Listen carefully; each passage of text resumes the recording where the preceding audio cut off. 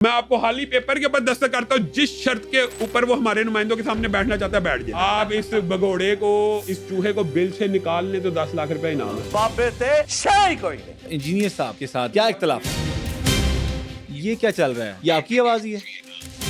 اگر بہتا ہٹ کرانا جائے نا پھر ایک میں تو سسٹم دساں گا مرزا جیلمی دا نمبر لے کے انہوں یار ایک باری میں تونا ہے وہ دی میری خواہش ہے. یہ جو آپ اس کو ملزم کہتے ہیں کئی دفعہ میڈیا، یہ اصل میں مجرم ہے. وہ آپ کے بارے میں اب یہ کہتے ہیں اسرائیل جو حملہ کر رہی ہے ایران پر، اس پہ آپ کا کیا تبصرہ ہے؟ جواب ایران کو دینا چاہیے تھا اسرائیل کو، لیکن نہیں. ایران نے حکمت عملی یہ اپنائی کہ بدلہ میں سعودیہ سے لوں گا، بدلہ میں بحرین سے لوں گا.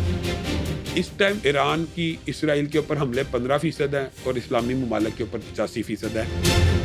ایران میں جو ابھی جنگ چل رہی ہے اس کو آپ جہاد کہیں گے؟ ایران نے تو آج تک مسلمانوں کے خلاف جنگ لڑی. صدام کو کس نے پھانسی کے اوپر لٹکوایا؟ حوثی باغی کون ہے؟ ایران کی پراکسی. حزب اللہ کون ہے؟ ایران کی پراکسی. زینبیون کون ہے؟ ایران کی پراکسی. ہم حالت جنگ میں اس کو میں ایڈوکیٹ کرتا ہوں تو اہل تشیع میرے خلاف ایک طوفان بدتمیزی بپا کر لیتے ہیں.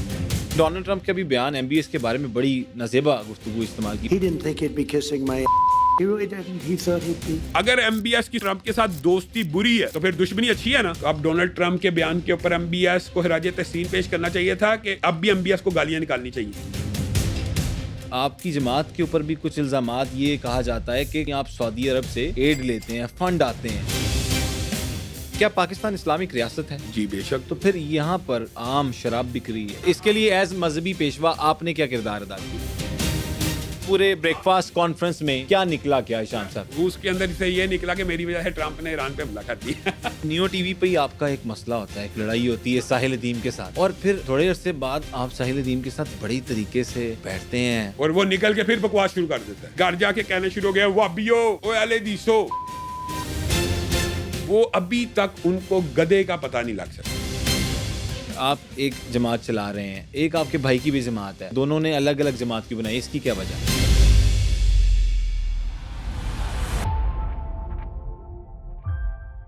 بسم اللہ الرحمن الرحیم. السلام علیکم. آپ دیکھ رہے ہیں دی بلو ٹروتھ ڈیجیٹل پوڈ کاسٹ اور میں ہوں آپ کا ہوسٹ عبدالعزیز صدیق. اور ہمیشہ کی طرح آج دوبارہ سے آپ کے لیے ایکسکلوسیو قسم کا پوڈ کاسٹ لے کے آپ کی خدمت میں دوبارہ سے حاضر ہوئے ہیں. اور آپ پسند کرتے ہیں اور اس چینل کو سبسکرائب بھی کرتے ہیں، اور جنہوں نے ابھی تک سبسکرائب نہیں کیا ان سے ریکویسٹ ہے کہ سبسکرائب کر لیں، کیونکہ کچھ ایسی ایپیسوڈز ہوتی ہیں جو آپ کے لیے بڑی ضروری ہوتی ہیں، کچھ نہ کچھ سکھا کے جاتی ہیں. آج ہم موجود ہیں قرآن و سنہ، یہ اسلامک سینٹر ہے، اور آج ہمارے ساتھ جو مہمان ہیں، مہمان خصوصی ہیں، وہ ہیں علامہ ہشام الہی ظہیر صاحب. بڑا نام ہے پاکستان میں بھی. حالیہ دنوں میں آپ نے کنٹروورسیز بھی دیکھی ہوں گی، بہت سی ایسی ویڈیو بھی دیکھی ہوں گی جو وائرل ہوئی، پھر ڈونلڈ ٹرمپ کا ایشو، پھر ساحل ادیم کی لڑائی، اور ساتھ ساتھ اور بھی بہت سے ٹاپکس جو ہیں وہ ہم آج کے اس پوڈ کاسٹ میں ڈسکس کرنے جا رہے ہیں. سر سب سے پہلے تو علامہ صاحب بہت شکریہ، السلام علیکم. وعلیکم السلام ورحمۃ اللہ وبرکاتہ. کیسے مزاج ہیں؟ کیسی کا کرم، طبیعت؟ اللہ کا احسان. اہلاً و سہلاً، مرحبا. ماشاء اللہ. علامہ صاحب شروع کرتے ہیں. ہم جو آج کل ابھی حالیہ صورتحال دیکھ رہے ہیں، ایران، اسرائیل اور یو ایس اے کی جو ایک وار چل رہی ہے، ایران ڈٹا ہوا ہے اور پورا مقابلہ کر رہا ہے. اس پہ آپ یہ بتائیے گا کہ اسرائیل اور یہ صہیونی طاقتیں جو حملہ کر رہی ہیں ایران پر، اس پہ آپ کا کیا تبصرہ ہے؟ بسم اللہ الرحمن الرحیم. سب سے پہلی بات تو یہ ہے کہ ایران کے اوپر جب حملہ ہوا اور انہوں نے اس کی ابتدا بچیوں کے اسکول سے کی اور یہ ظلم و بربریت کی ایک مثال انہوں نے قائم کی. ایران کے اوپر جو حملہ تھا وہ پورے دنیا کے مسلمانوں کے لیے ایک افسوس کا ایک بہت بڑا سانحہ تھا. اور مسلمانوں کی یہ جو سوچ تھی کہ ایک ایک کر کے، اکیلے اکیلے کر کے، الگ الگ کر کے ان کو کاٹا جا رہا ہے، مارا جا رہا ہے، اس کے اوپر اسرائیل نے ایک بار پھر اور امریکہ نے پھر مہر تصدیق کو ثبت کیا. ایران کے اوپر جو حملے ہوئے، پوری دنیا کے مسلمانوں نے اس حملوں کی مذمت کی، ہم نے بھی حملوں کی مذمت کی، لیکن جس کی طرف آپ نے دباچے میں اشارہ کیا کہ کنٹروورسیز وغیرہ، اس کا جو مقدمہ ہے وہ یہ ہے کہ ایران کے اوپر امریکہ اور اسرائیل کے حملے کی مذمت ہے. اور جواب ایران کو دینا چاہیے تھا اسرائیل کو، جواب ایران کو دینا چاہیے تھا امریکہ کو. لیکن جس وقت ایران نے جواب دیا سعودی عرب کے اوپر حملہ کر کے، قطر کے اوپر حملہ کر کے، بحرین کے اوپر حملہ کر کے، یو اے ای کے اوپر حملہ کر کے، پورے خلیجی ممالک کے اوپر حملہ کیا، اور اس کے اوپر ہم نے جب آواز کو اٹھایا کہ ایران کو چاہیے کہ وہ سعودی عرب اور خلیجی ممالک اور اسلامی ممالک کے اوپر حملے نہ کرے، کیونکہ آپ کی نقطۂ نظر میں آپ امت مسلمہ کی جنگ لڑ رہے ہیں. آپ امت مسلمہ کے 57 اسلامی جو ممالک کے اکلوتے بھائی اپنے آپ کو کلیم کرتے ہیں. تو آپ کا جو ٹارگٹ اور ہدف ہونا چاہیے وہ اسرائیل ہونا چاہیے، نہ کہ اسلامی ممالک ہونا چاہیے. اس کا یہ کاؤنٹر پیش کرتے رہے کہ جناب اصل بات یہ ہے کہ وہاں پہ امریکن اڈے ہیں، وہاں پہ یہ ہے وہ ہے. اگر تو ان تو امریکن اڈوں اڈے نہیں ہے کیا؟ وہاں پہ اگر امریکن اڈوں سے ایران کے اوپر حملے ہوئے ہوں تو ایران کا جواب دینا جائز بنتا ہے، درست بنتا ہے. لیکن جب محمد بن سلمان نے، سعودی عرب نے اور پاکستان کے آرمی چیف نے اس بات کی گارنٹی دی کہ سعودی عرب کے ساتھ ہمارا دفاعی معاہدہ اور سعودی عرب کی سرزمین کسی بھی طرح ایران کے خلاف استعمال نہیں ہوگی، اس کے باوجود آئل ریفائنری کے اوپر حملہ کرنا، واٹر پلانٹ کے اوپر حملہ کرنا، اس طرح سول جو بلڈنگ ہے ان کے اوپر حملہ کرنا، یہ نہ آئینی طور پہ درست ہے، نہ قانونی طور پہ درست ہے، نہ اخلاقی طور پہ درست ہے. آپ نے امت مسلمہ کا مقدمہ لڑنے کی بجائے ایران کے اوپر پچھلے سال حملہ ہوا، پوری دنیا کے مسلمان ایران کے ساتھ کھڑے ہوئے اور اتفاق کا مظاہرہ کیا. اس مرتبہ یہ صورتحال ہے کہ پوری دنیا کے اسلامی ممالک اس کے سامنے یہ عرض کر رہے ہیں کہ بھائی آپ کی جنگ اسرائیل کے ساتھ ہے، آپ ان کے اوپر حملہ کریں، آپ ان کو تباہ کریں، آپ ان کو برباد کریں تاکہ ہم آپ کے ساتھ کھڑے ہوں. لیکن نہیں، ایران نے حکمت عملی یہ اپنائی کہ بدلہ میں سعودیہ سے لوں گا، بدلہ میں بحرین سے لوں گا. تو اس کی کوئی خاص وجہ نہیں سمجھتے علامہ صاحب آپ کہ وہاں پر اگر ایئر بیسز تھی، جو آپ نے بھی کہا کہ ادھر حملہ نہیں کرنا چاہیے، میں نے آپ کی کچھ ویڈیوز بھی دیکھی ابھی آتے ہوئے ریسرچ کرتے ہوئے، کہ آپ نے کہا کہ وہ اگر ادھر پاکستان میں امریکن ایمبیسی ہوگی تو وہ اگر ایمبیسی پہ حملہ ہوگا تو وہ پاکستان پہ، بالکل ٹھیک کہا، بالکل بجا آپ نے بات کی. لیکن جہاں سے انٹرسیپشن ہو رہی ہے میزائلوں کی، جہاں سے اسرائیل کو باقاعدہ طور پر بتایا جا رہا ہے کہ یہاں پر اب میزائل آنے لگا ایران کی طرف سے، انہی ممالک کی طرف سے، تو کیا یہ اگر غلط آپ کا نہیں؟ یہ مقدمہ بھی مان لیا جائے تو بھی درست ہے، لیکن حقیقت بات یہ نہیں ہے. حقیقت بات یہ ہے کہ میں یہ سمجھتا ہوں کہ اصولی طور پہ یہ چاہیے تھا کہ امت مسلمہ کی جنگ ہوتی اور ایران اس وقت امت مسلمہ کو اپنے ساتھ لے کر چلتا. ہوا یہ ہے، میں آپ کو ایک فیکٹ بتاتا ہوں.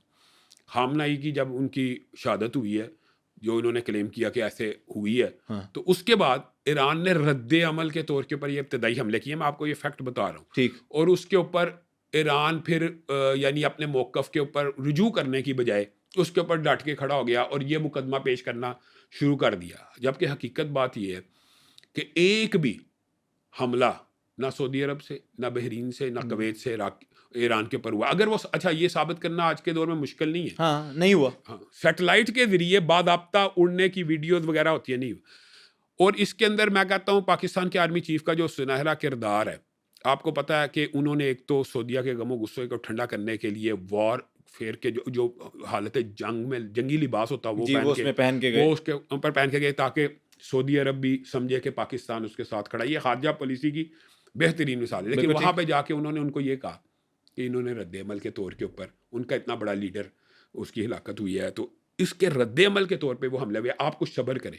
تو سعودی عرب نے صبر کیا. ٹھیک. آج تک بھی جب ہم انٹرویو کر رہے ہیں، کل کی بات کا نہیں پتا، ابھی تک سعودی عرب نے، خلیجی ممالک نے، کسی نے بھی اس کا دفاع بھی نہیں کیا. صحیح کہہ رہے ہیں، دفاع میں بھی کچھ نہیں کیا. لیکن یہ معاملات کب تک چلے گا؟ عبدالحی بھائی آپ مجھے بتائیں کہ آخر کب تک ایسا ہوگا؟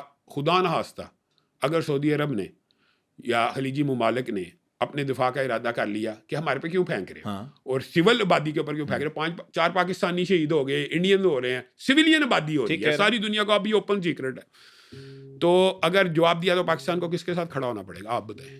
سعودی عرب کے ساتھ. ہاں اب آپ میں آپ کو بتایا پاکستان کا سعودی عرب کے ساتھ دفاعی معاہدہ ہے، اور اوبویسلی وہ سعودی عرب کے ساتھ کھڑا ہوگا. اب یہ بات ہے، پیکٹ ہے نا ہمارا پیکٹ ہے. تو اب یہ بتائیں کہ یہ صورتحال کے اوپر پاکستان نے کتنی بہترین خارجہ پالیسی اپنائی کہ جنگ نہ پھیلے، سعودی عرب نہ حملہ کرے. لیکن یہ زیادہ دیر نہیں چلنا، یہ میں آپ کو بتا دوں. اگر سعودی عرب کے اوپر حملے جاری رہے تو یہ جواب آئے گا، اور اللہ نہ کرے ایسا ہو کہ یہ حملے چلتے رہے. ایران کو اپنی اس پالیسی کے اوپر نظر ثانی کرنے کی ضرورت ہے. پوری دنیا کے مسلمان ممالک اس سے یہ درخواست کر رہے ہیں، بھائی اسرائیل نے حملہ کیا، آپ اچھا یہ جو حکمت عملی آپ کیا سمجھتے ہیں ایران نے جو خلیجی ممالک کے اوپر حملے کیوں کیے ہیں؟ ایک تو یہ مقدمہ پیش کیا جاتا ہے کہ جی وہاں پہ امریکن اڈے تھے. امریکن اڈوں پہ تو ہوئے نہیں، کچھ ہوئے ہوں گے، ایک آدھی ایئر بیس کے اوپر ہوا بھی ہوگا، لیکن جو زیادہ حملے ہوئے ہیں وہ سویلینز کے اوپر ہوئے ہیں. میں اس کی وجہ یہ سمجھتا ہوں کہ ایران کا یہ خیال تھا کہ اگر ہم خلیجی ممالک کے اوپر حملے کریں گے تو ہمارے مذاکرات جلد ہوں گے. یہ خلیجی ممالک امریکہ وغیرہ پہ پریشر ڈال کے اپنی جان بچانے وغیرہ کیا،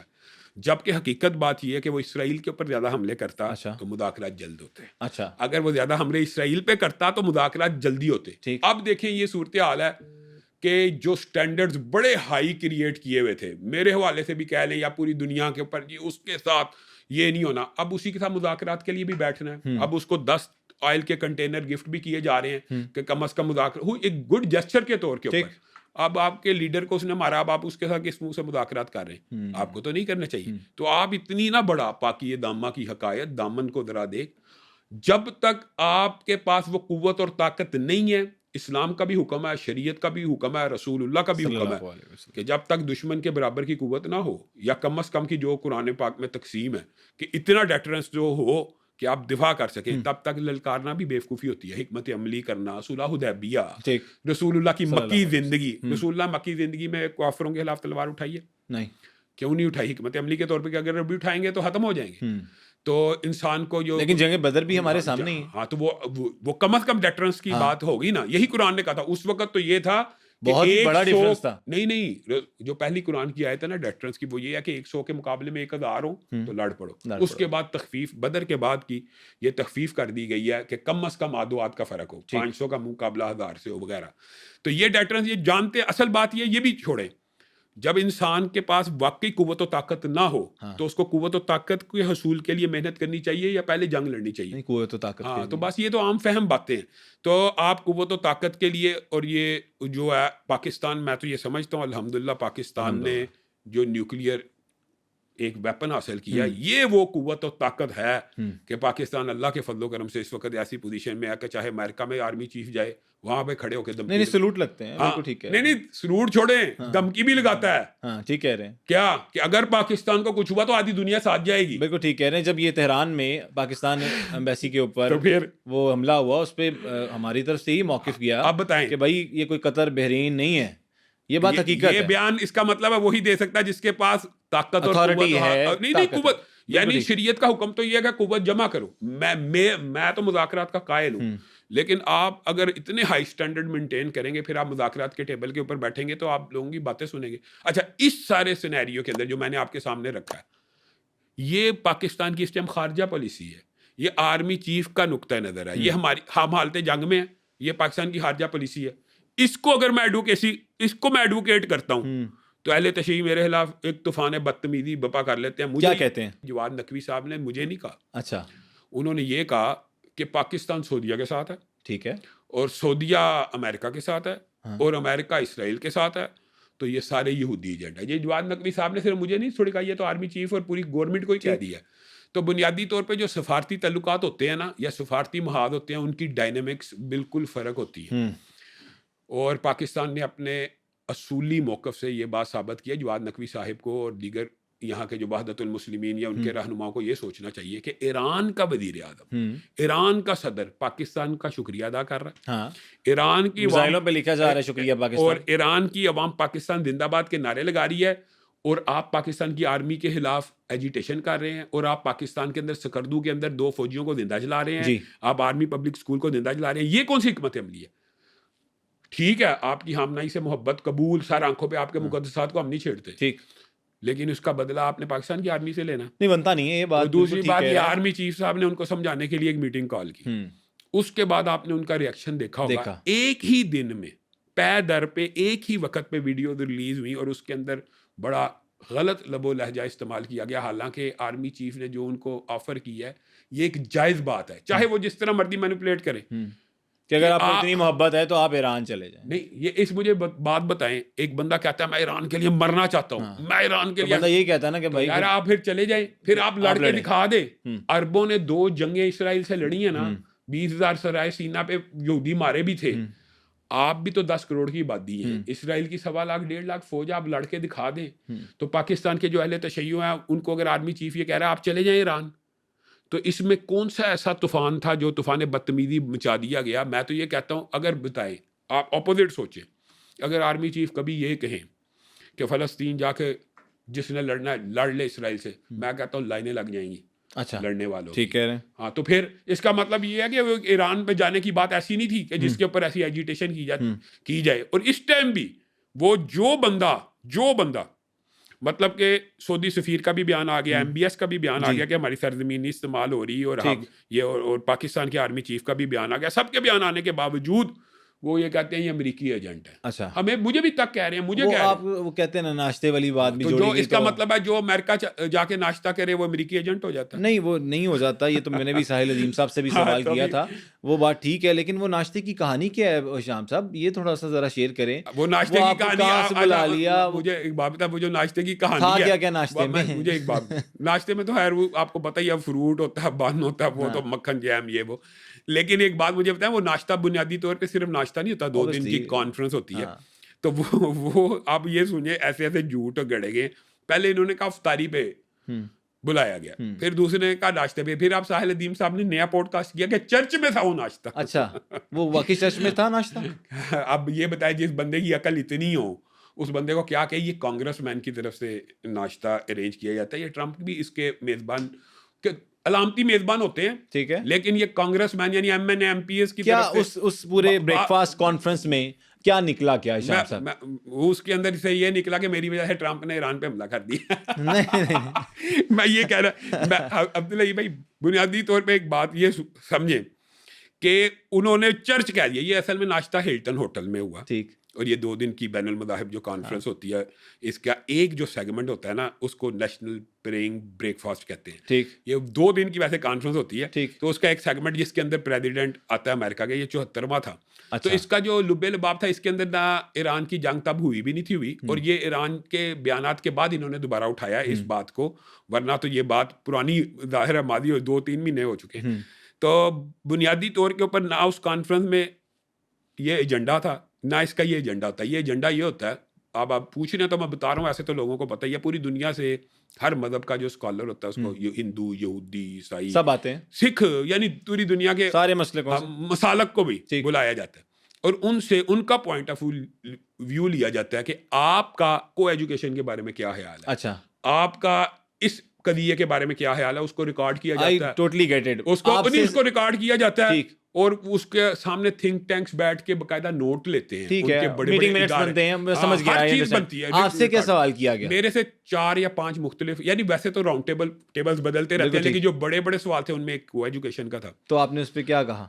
انہوں نے یہ کہا کہ جو اہل حدیث اسکول آف تھاٹ ہے, اس کو وہاں پہ وہابی اور سلفی بھی کہا جاتا ہے. جی سلفی زیادہ وہاں پہ معروف ہے امریکہ, کہ سلفی اسکول آف جو تھاٹ ہے وہ یار کو ایجوکیشن کے بہت زیادہ خلاف ہے. آپ چونکہ پاکستان انڈو پاک میں آپ صدر ہیں رہنما ہیں, تو آپ جو ہیں, آپ کا اس بارے میں کیا نقطہ نظر ہے؟ پھر میں نے ان کو یہ بریفنگ دی کہ بنیادی طور کے اوپر جو کو ایجوکیشن ہے, ویمن ایجوکیشن کا پہلے انہوں نے سوال کیا کہ ویمن ایجوکیشن کے بارے میں سیلفی اسکول آف جو تھاٹ ہے وہ کیا کہتا ہے؟ وہ بڑا اسٹرکٹ ہے, وہ عورت کی تعلیم کے قائل نہیں آتا, کہ انہوں نے وابی اور طالبانائزیشن وغیرہ سب کو ملا کے کہ وہ آپ عورت کی تعلیم کے خلاف ہے. میں نے کہا ہم عورت کی تعلیم کے خلاف نہیں ہیں, ہم کو ایجوکیشن کے خلاف ہیں. یہ حقیقت ہے کہ جیسے مورمن چرچ ہے, جیسے یہودی ہیں, وہ اپنی بچوں کے ساتھ نہیں پڑھنے دیتے, تو ہمارا بھی یہ رائٹ ہے کہ ہم کو ایجوکیشن جینڈر سیگریگیشن کے قائل ہیں. ٹھیک ہے, ہم کو ایجوکیشن کے خلاف ہیں. لیکن اگر آپ یہ سمجھتے ہیں ہم وومن ایجوکیشن کے خلاف ہیں, تو میں نے ان کو حدیث سے کچھ حوالے دیے اور یہ کہا کہ مسئلہ کے خاص طور پہ جس کا آپ پوچھ رہے ہیں, سلفی اسکول آف تھاٹ میں تو عورت کی تعلیم فرض ہے. وہ کہتا ہے وہ کیسے فرض ہے؟ میں کہا اس لیے فرض ہے کہ اگر گائناکالوجسٹ نہیں ہوگی تو عورت کا پردہ ہی محفوظ نہیں. اگر ٹیچر نہیں ہوگی تو ہماری بچیاں پڑھیں گی کس سے؟ آپ خود کہہ رہے ہیں ہم باپ پرد لوگ ہیں, تو ہماری بچیوں نے پڑھنا ہے, ہمارے پاس عورت ٹیچر نہیں ہے تو کس سے پڑھے گی؟ مرد سے. تو ہم تو ویمن ایجوکیشن کے سب سے بڑے دائی ہیں. انہوں نے پھر مثال دی کہ بجوڑ کے اوپر ایک باقاعدہ ان کے پاس ڈاکومنٹڈ کچھ ایویڈنس بھی ہوتے ہیں, ظاہر وہ آرگیومنٹ بھی, کہ فلاں جگہ ہم نے کوئی یو ایس ایڈ کے ذریعے ادارہ بنایا تھا, تو وہاں پہ طالبان نے پتھراؤ کیا تھا. ٹھیک.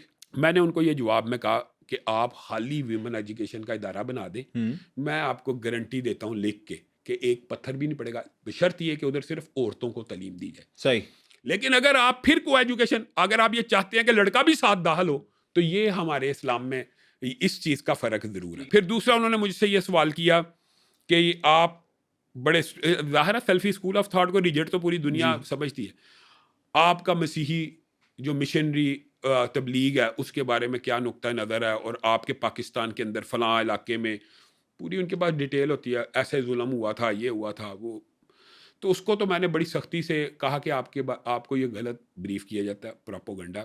پاکستان کے اندر مسیحی مشنری سکولز ہیں, اور آپ کو پتہ ہے کیتھیڈرل ہے, سینٹ اینتھنی ہے, ٹھیک. کوئین میری موجود ہے, ہاں جی جہاں سے مسلمان کی بچیاں پڑھتی ہیں. ٹھیک کہہ رہے ہیں, مزید آپ کو تبلیغ کی کیا آپ کا مشنری اسکول بھی چلتا ہے. ٹھیک کہہ رہے ہیں. تو عیسائیوں کے اوپر تو پاکستان کے اوپر یہ ظلم نہیں ہے.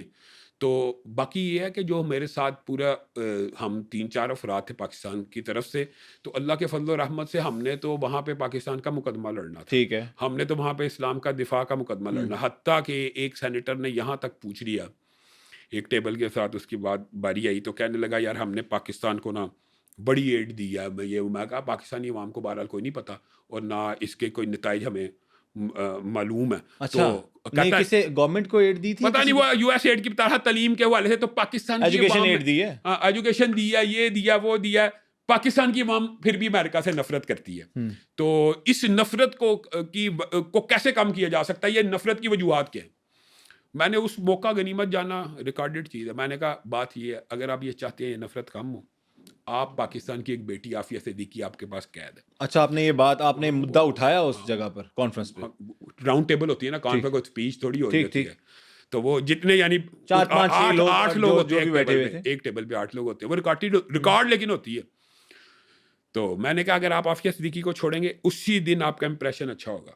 اگر آپ یہ جو ہم کہہ سکتے تھے. تو کیا کہا انہوں نے, کیا کمنٹ اس پہ, کیا آنسر کیا انہوں نے اس کے اوپر؟ انہوں نے ظاہر ہے یہی کہا کہ وہ تو جنگی کرائم کے اندر, یہ وہ ظاہر ہے ان کا اپنا مقدمہ. میں نے کہا ویسے آپ کیا سمجھتے ہیں کہ عافیہ صدیقی جو ہیں ڈاکٹر, وہ انہوں نے صحیح پکڑ کے رکھا ہوا ہے, کیا وہ ایجنٹ جو قرار دیتے ہیں؟ میں تو اس کو صحیح نہیں سمجھتا. میں تو سمجھتا ہوں مسلمان بیٹی جو ہے کفار کی قید میں جائز نہیں ہے, درست نہیں ہے. اسلامی منظر میں تو ہم تو یہ بات کریں گے. وہ تو اس نے گفتگو کی, تو میں نے اس کو کہا آپ چھوڑیں گے تو آپ کا جو ہے. اور دوسری بات میں نے ان کو یہ بھی کہا کہ اگر آپ یہ سمجھتے ہیں کہ آپ نے اتنے پیسے دیے ہیں تو پاکستان میں تو اس بات کا بالکل علم نہیں, سیدھی سی بات ہے. میں کہا پاکستان میں اب بچے کو کم از کم سعودی عرب کی ایڈ کا پتا ہے کہ کئی سال پیٹرول فری دیتے ہیں اور ان کا احسان ہے. ٹھیک کہہ رہے ہیں. تو یہ اس طرح کی باتیں ہوتی رہی.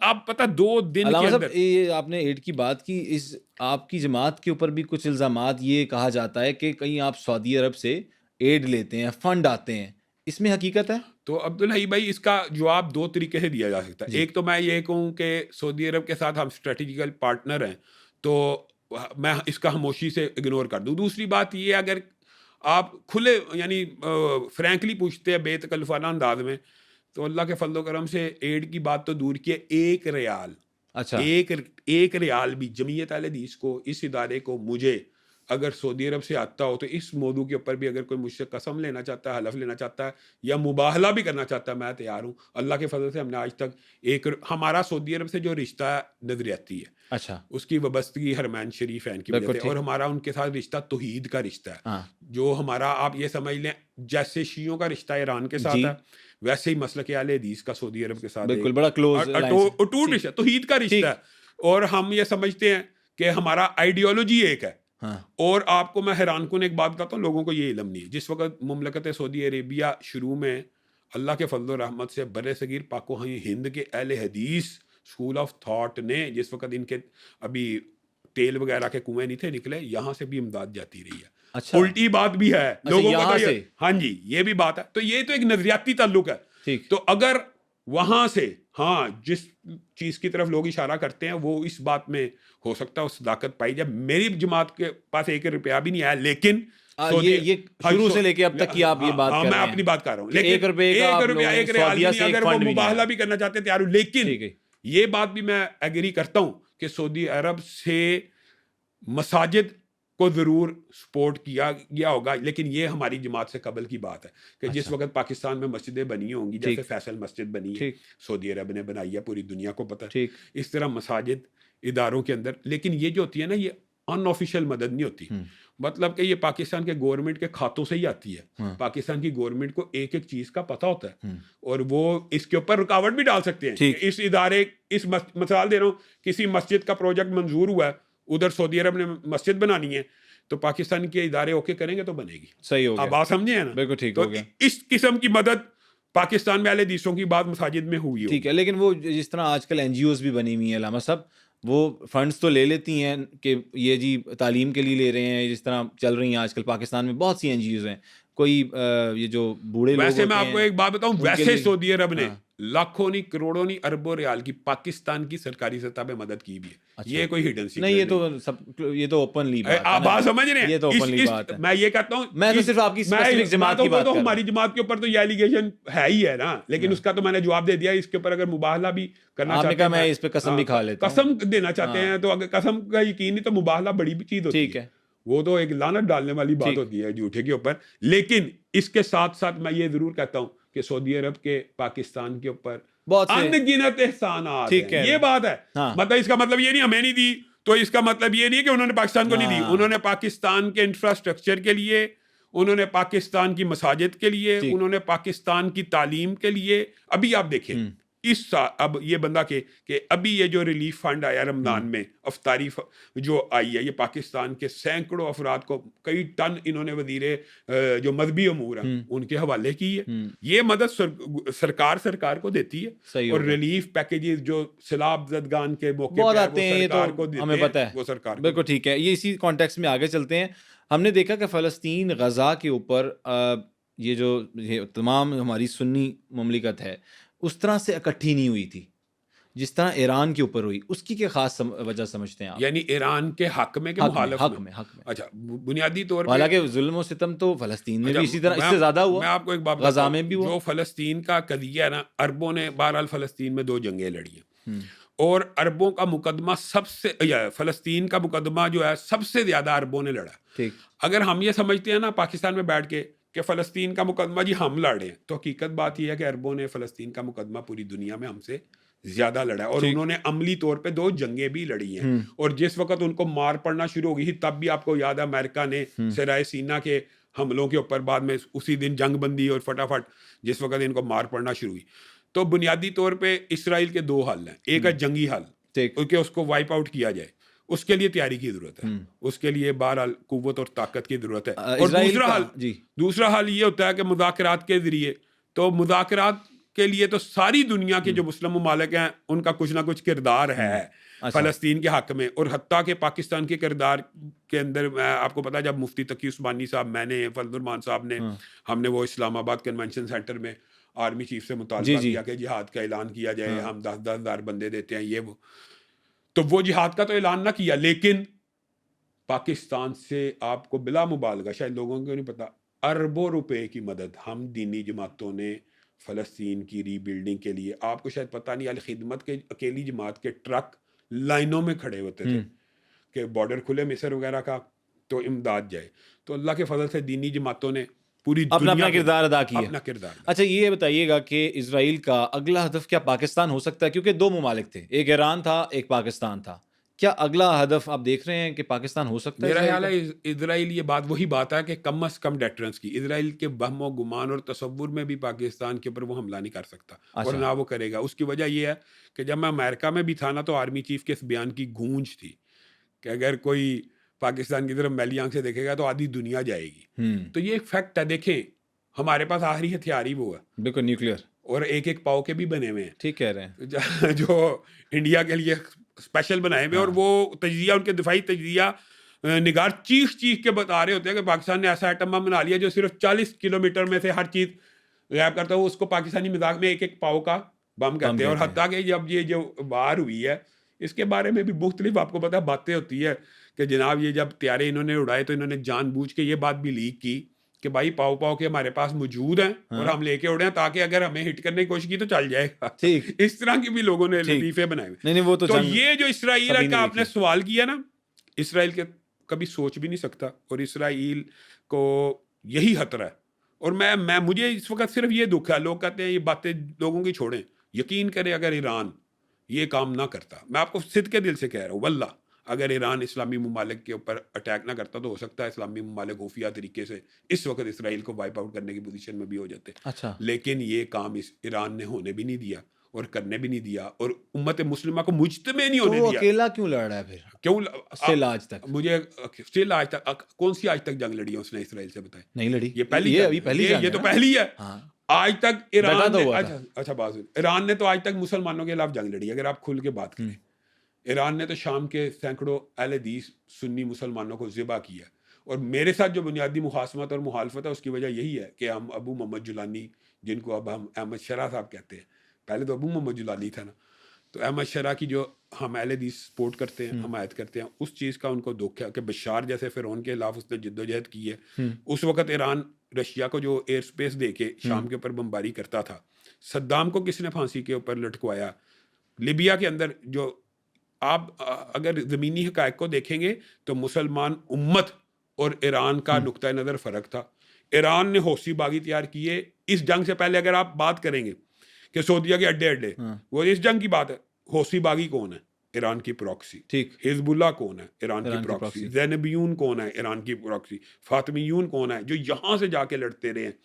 تو یہ پراکسی وار ایران کی بھی جو ہے یہ درست نہیں تھی. لیکن میں کہتا ہوں پھر بھی کلمہ گو مسلمان کے تحت ہم ان کے ساتھ تھے. عرب ممالک ان کے ساتھ کھڑا ہونا چاہتے تھے لیکن انہوں نے اس موقع کو گنوا دیا. اس ٹائم ایران کی اسرائیل کے اوپر حملے 15% ہیں اور اسلامی ممالک کے اوپر 85% ہیں. آپ کو نہیں یقین, آپ تحقیق کر لیں. اگر میں اس بارے میں غلط ہوں تو میرا آ کے گربان پکڑ. بالکل ٹھیک ہے, اللہ تعالیٰ خیر کرے. مجھے یہ بتائیے گا ایران میں جو ابھی جنگ چل رہی ہے اس کو آپ جہاد کہیں گے؟ ایران جو دفاعی کوئی مسلمان جو اپنے دفاع میں جنگ لڑتا ہے وہ جہاد ہوتا ہے. جو ایران اپنے دفاع میں جنگ لڑا وہ جہاد ہے. ٹھیک ہو گیا. اچھا, کیا پاکستان کی فوج جو ہے وہ اس میں ابھی کردار ادا کیا کر رہی ہے اس میں؟ ابھی تو آپ نے بتایا کہ وہ سعودی عرب بھی گئے اور پورے لباس میں یہ سمجھتا ہوں پاکستانی فوج نے جو خارجہ پالیسی کے میدان میں جو فتوحات حاصل کیا, حالانکہ یہ سپہ سالار کا مینڈیٹ بھی نہیں ہوتا, لیکن انہوں نے سفارتی محاذ کے اوپر سب سے جو بہترین کامیابی حاصل کی ہے کہ سعودی عرب بھی ان کو خراج تحسین پیش کر رہا ہے اور ایران بھی کر رہا ہے. اور اصل میں بنیادی طور پہ آپ یہ حقیقت مانیں گے, ٹسل جو ایران اور سعودی عرب کی ہے اس وقت اس میں واحد رکاوٹ آرمی چیف ہیں, اور وہ ابھی تک اس جنگ کو جو اگنیشن یعنی انیشیٹ ہی نہیں ہونے دے رہے. لیکن سعودیہ کو یہ پیغام دے رہے ہیں ہم آپ کے ساتھ ہیں, لیکن آپ کی مہربانی ہم ایران کو سمجھا رہے ہیں. اور ایران کی طرف سے کچھ معذرت والے بیانات بھی شروع میں آئے تھے کہ ہم ان حملوں کی مذمت کرتے ہیں, اور اب آرمی چیف صاحب نے ان کو پیغام دیا ہوا ہے کہ آپ کھل کے ان حملوں کی مذمت کریں اور آپ کہہ دیں کہ آج کے بعد ہم ان کے اوپر حملے نہیں کریں گے. تو دیکھیں یہ ایک آبویس بات ہے, اگر آپ ان کے اوپر حملے کریں گے وہ آپ کے ساتھ نہیں کھڑے ہوں. ٹھیک. اگر آپ ان کے اوپر حملے نہیں کریں گے تو آپ کے ساتھ کھڑے ہونے کے لیے تیار ہے. ٹھیک ہے. تو اس وقت آرمی چیف صاحب کا بھی یہی موقف ہے کہ ایران اپنا ٹارگٹ اسرائیل کو کرے تو پوری امت مسلمہ اس کے ساتھ کھڑی ہوگی. لیکن ڈونلڈ ٹرمپ کے بھی بیان MBS کے بارے میں بڑے عجیب و غریب ریمارکس دیے انہوں نے, اور انہوں نے بڑی نازیبا گفتگو استعمال کی. اس کا آپ کو آئیڈیا ہے؟ عبدالحی بھائی, میں آپ سے اس بارے میں ایک سوال پوچھتا ہوں جی, کہ جس وقت ڈونلڈ ٹرمپ کے ساتھ محمد بن سلمان کے اچھے تعلقات تھے, ہاتھ بھی پکڑتے تھے, انہوں نے بتایا. میں بتاتا ہوں, جس وقت اچھے تعلقات تھے اس وقت بھی ہدف تنقید محمد بن سلمان تھے MBS سے. اس وقت ڈونلڈ ٹرمپ نے ان کے بارے میں بکواس کی ہے, ہردہ سرائی کی ہے, اس وقت بھی ہدف تنقید MBS ہے. یہ ایک سائیکالوجی ہے بغض سعودیہ کی. میں اصل میں کیا ہونا چاہیے تھا, اگر آپ اس موقف کے حامی ہیں تو اس موقف کے بات سمجھیں. میں جو بات کہنا چاہتا ہوں شاید میں ابلاغ کر پایا کہ نہیں. اگر MBS کی سعودی عرب کی ٹرمپ کے ساتھ دوستی بری ہے تو پھر دشمنی اچھی ہے نا. دشمنی اچھی ہے obviously. تو اب ڈونلڈ ٹرمپ کے بیان کے اوپر MBS کو خراج تحسین پیش کرنا چاہیے تھا کہ اب بھی MBS کو گالیاں نکالنی چاہیے. نہیں obviously خراج تحسین. اب میں نے سمجھانے میں کہا کہ اگر وہ اس سے دوستی کرے تب بھی وہ گالیاں کھائے.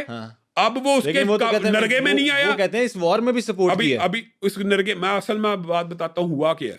MBS کے بارے میں بھی ٹرمپ کا بھی یہی خیال تھا اور پوری دنیا کا یہی خیال تھا اور ساری دنیا کہ MBS نوجوان ہے اور وہ ایک دلیر لیڈر ہے, وہ فوراً ایران کے اوپر حملہ کرے گا. اچھا, یہ بات یاد رکھیں, ٹرمپ کا بھی یہی خیال تھا کہ وہ عربوں کو اس جنگ میں گھسیٹ لائے گا. ایران اور عرب لڑیں گے, میرا اسلحہ بکے گا, بلے بلے معیشت کامیاب ہوگی. محمد بن سلمان کی حکمت عملی, تدبر اور صبر نے اس جنگ کو ابھی تک وہاں تک نہیں پہنچایا جو ٹرمپ چاہتا ہے. اس وجہ سے وہ بکواس بازی پہ اتر آیا. ٹھیک. اب اس بکواس بازی کے اوپر MBS کے ساتھ کھڑا ہونا چاہیے کہ ٹرمپ کے ساتھ؟ obviously MBS کے ساتھ. اب تب بھی MBS کے مخالف تھے, اب بھی MBS کے مخالف ہے. تو اس کا مطلب ہے آپ کو بغض سعودیہ ہے. لیکن عربوں نے بھی یہ کیوں ابھی بھی بغض سعودیہ ہے نا. بالکل ٹھیک کہہ رہے ہیں, عربوں نے بھی یہ کیوں کیا کہ اپنی حفاظت کے لیے انہی کو پیسے دیتے رہے. اچھا مجھے ایک بات بتائیں, اب تو انہوں نے پاکستان کے ساتھ دفاعی معاہدہ کیا. اب کیا عربوں کی قطر, یہ سارے ممالک جو ہیں یہ ان کو پیسے دیتے رہے نا, یہ بات تو یہ اس چیز کی آپ کو علم ہے نا. ایک جو کچھ سفارتی باتیں ہوتی ہیں نا وہ کئی دفعہ عوامی رائے سے بہت زیادہ مختلف ہوتی ہیں. نہیں یہ تو سمپل بات ہے, ایک دیتے رہے ہیں, پیسے دیتے رہے ہیں کہ اپنے دفاعی معاہدے پہلے ان کے ساتھ تھے, اب پاکستان کی طرف موڑے ہیں نا, تو پاکستان کے ساتھ دفاعی معاہدے کی بھی تکلیف ہوگی امریکہ کو. جن کو پیسے دیے انہوں نے حملہ کر دیا نا, یہ بھی تو مانیے نا. یہ ان کے اوپر تو نہیں کیا, میں یہ کہہ رہا ہوں ان کے اوپر بھی کر سکتے ہیں, لیکن میں یہ کہہ رہا ہوں کہ ہو سکتا ہے یہ بھی تکلیف ہو کہ سعودیہ نے پاکستان کے ساتھ دفاعی معاہدہ کیوں کیا, اور ایم بی ایس نے جرت کا مظاہرہ کرتے ہوئے آپ کو پتا ہے یوکرین کے صدر کو بھی بلا لیا, اس کے ساتھ بھی کوئی ڈرون ٹیکنالوجی کا معاہدہ کیا. تو یہ تکلیف تو امریکہ کو ہو رہی ہے کہ ہمارا جو گاہک ہے یا معیشت ہے اس کے حاصل, تو ان باتوں پہ تو خراج تحسین پیش کرنا چاہیے. تو ان باتوں کے اوپر بھی ایم بی ایس کی مخالفت, یعنی آپ نے صرف سعودی عرب کی مخالفت کرنی ہے. وہ قوت اور طاقت حاصل اللہ کرے کہ ایک وقت آئے کہ سعودی عرب اور پاکستان اسلامی دنیا کی سپر پاور ہوں اور واقعی ہم اس قابل ہوں کہ ہم سر اٹھا کے ان کے ساتھ لڑ سکیں. بالکل ٹھیک. تو پھر جب لڑائی کا وقت آئے گا تو مسلمانوں کے لیے تو حدیث ہے رسول اللہ کی کہ کبھی دشمن کے ساتھ جنگ کا جو ہے دعا نہ کرو, لیکن جب جنگ مسلط ہو جائے تو جنت تلواروں کے سائے تلے.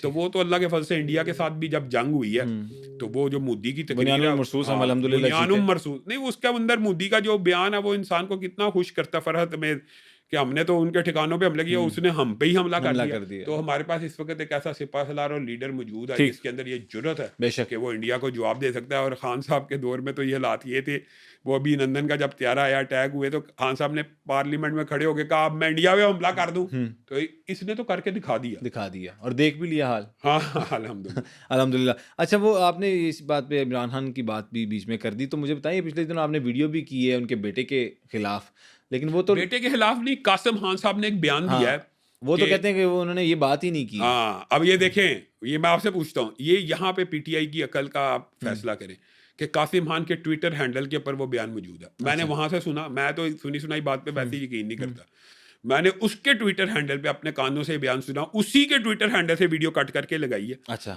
اور اس کے اندر وہ بلاسفیمی لاز کو پاکستان کے اندر کنڈیم کر رہے ہیں اور اس کی سزائے موت یعنی لائف ٹائم امپریزنمنٹ کو وہ اس کو ہدف تنقید کا نشانہ بنایا. یہ نہیں ہونی چاہیے. حالانکہ عمران خان صاحب اس بلاسفیمی لا کے تحت جیل میں نہیں ہے, وہ اپنے باپ کا مقدمہ لڑے کہ نہ جیل میں ہو الگ بات ہے, ٹھیک, لیکن کسی غیر ملکی کو پاکستان کے اندرونی قانونی معاملات کے اوپر بلاسفیمی لا, جس وقت ہم پاکستان کے اندر پورے ایک بلاسفیمی گینگ کے خلاف جنگ لڑ رہے ہیں, 400 ایسے افراد ہیں عبدالحی بھائی, آپ کے جو شاید علم میں نہ ہو لیکن جو باقی اینکر اس حوالے کو جانتے ہیں, 400 ایسے ملعون اس ٹائم پاکستان کی جیلوں میں موجود ہیں جنہوں نے اپنی غلاظت کو قرآن پاک جیسی مقدس کتاب جی اسلام آباد والا انسیڈنٹ میری تو پھر اب پتہ ہے تقریباً میڈیا کو ہم ان کے خلاف مقدمات لڑے ہیں اور ان کو چاہتے ہیں کہ قانونی طور پہ سزا ملے.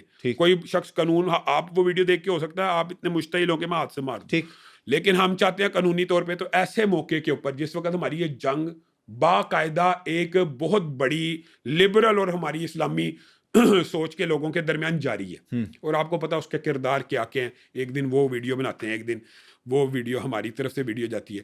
تو ایسے موقع کے اوپر عمران خان کے بیٹے کا بلاسفیمی لا کے ہدف تنقید کا نشانہ بنانا, یہ ایسی بات ہے کہ اس کے بارے میں میں نے پی ٹی آئی کے 2 سینئر ترین رہنما اہل حدیث ہیں, ان کو کال کی, میں نے کہا آپ کی مہربانی آپ ایک لائن کی ٹویٹ کر دیں کہ قاسم خان کے ہم اس بیان سے بری ذمہ اور یہ پی ٹی آئی کا موقف نہیں. اچھا. انہوں نے کہا علامہ صاحب ہے کیڑی گل ہے, ابھی مکر جائیں گے کہ کیا ہی نہیں, جو بات آپ نے کی ہے. اچھا. یہ ان کی پارٹی کی سائیکالوجی ہے. آپ بات سمجھیں, ہوا یہ تھا کہ کوئی پاکستان کی گورنمنٹ نے بھی کہہ دیا کہ قاسم خان نے یہ کہا, اور وہ اس نے نہیں تھا کہا ہوا, حقیقت میں, لیکن بلاسفیمی لا کے بارے میں کہا ہوا ہے. ٹھیک. تو بنیادی طور کے اوپر بلاسفیمی لا کے اوپر میرا موقف ہے کہ قاسم خان صاحب کو حق نہیں ہے ایسے سینسیٹیو ایشوز کے اوپر وہ بات کرے. تو یہ ویڈیو بنائی ہے, تو اس کے اوپر ظاہر ہے پی ٹی آئی والے بھی اس ٹائم جو ہے ایرانی جو شیعہ لابی ہے, آپ کو پتا پرو عمران خان بھی پرو کچھ ایران تھے, اور وحدت المسلمین کے جو راجہ ناصر عباس صاحب ہیں اس ٹائم ان کی پارٹی کی طرف سے سینیٹر ہیں. اچھا. تو اس ٹائم پی ٹی آئی اور ان کا پیج ایک ہوا ہوا. اچھا صحیح. یہ مجھے بتائیے گا, بالکل آپ نے بڑے اچھے طریقے سے ایکسپلین کیے چیزوں کو, ہم آگے چلتے ہیں کہ کیا پاکستان اسلامک ریاست ہے؟ جی بے شک پاکستان ایک اسلامی ریاست ہے, اور اگر اس بات کو ہم نہیں مانیں گے تو ہماری فکر اور سوچ خارجی ہوگی. تو پھر یہاں پر آپ دیکھ رہے ہیں کہ عام شراب بک رہی ہے, ڈرگس بک رہی ہیں, تو یہ ہونی چاہیے. اچھا مجھے اور اس کے لیے ایز مذہبی پیشوا آپ نے کیا کردار ادا کیا؟ عبدالحی بھائی میں آپ سے ایک سوال پوچھتا ہوں. یہ دیکھیں نا, اس کو کہتے ہیں خلط مبس. ایک بندہ, آپ مسلمان ہیں, میں مسلمان ہوں, اگر آپ سے یا میں آپ نے جو بات کی میں صرف وہی بات کروں کہ شراب پی لیتے ہیں, اس کے بعد آپ مسلمان ہیں کہ نہیں؟ مسلمان ہے. اب آپ بات خود سمجھیے. اسلامی ریاست وہ ہوتی ہے جہاں پہ اسلامی اقدار کو ادا کرنے کی مسلمانوں کو کلی اجازت ہو. 5 وقت کی نماز کی, اذان کی, زکوٰۃ کی, تمام اسلامی شعائر کی, اور لا سب سے بات ہے لا, ریٹن لا. جی ریٹن لا پاکستان کا یہ ہے کہ سپریم لا قرآن و سنت ہے, اگرچہ اس کے اوپر امپلیمنٹ نہیں ہو رہا. یہ بات میں یہ شراب بیچنے کی تائید نہیں کر رہا, وہی میں کہہ رہا ہوں نا, شراب بیچنے کی تائید نہیں ہے, لیکن یہ لکھا ہوا ہے کہ قرآن و سنت سپریم لا ہے. پاکستان کے اندر شراب قانونی طور پہ بیچنا جائز نہیں ہے, لیکن قانونی طور پر بک رہی ہے. اب بات سمجھ رہے ہیں, اور گورنمنٹ اس کا ٹیکس لیتی ہے. اب بک رہی ہے, تو اس سے یہ نہیں ہوگا کہ یہ ریاست غیر اسلامی, یہ عمل غیر اسلامی. لیکن اس پہ کبھی آپ نے تنقید کی ہے مذہبی پیشوا؟ 100 دفعہ ہماری تو پوری ایجیٹیشن ہے شراب نوشی کے خلاف, کباہانوں کے خلاف.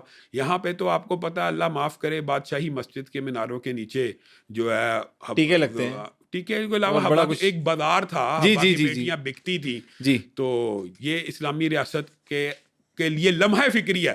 لیکن اگر آپ عبدالحی بھائی یہ بات کہیں گے نا کہ اسلامی ریاست جہاں پہ شراب بکتی ہو وہ اسلامی ریاست نہیں ہوتی, تو یہ بات نہیں, یہ میں نہیں کہہ رہا, یہ بات درست نہیں ہے. بالکل ٹھیک. یہ اسلامی ریاست میں بھی کوئی جو مجرم بیچتا ہے تو اس کا مطلب ہے ریاست اس کو دیکھے. اسی لیے تو حدود اللہ ہے.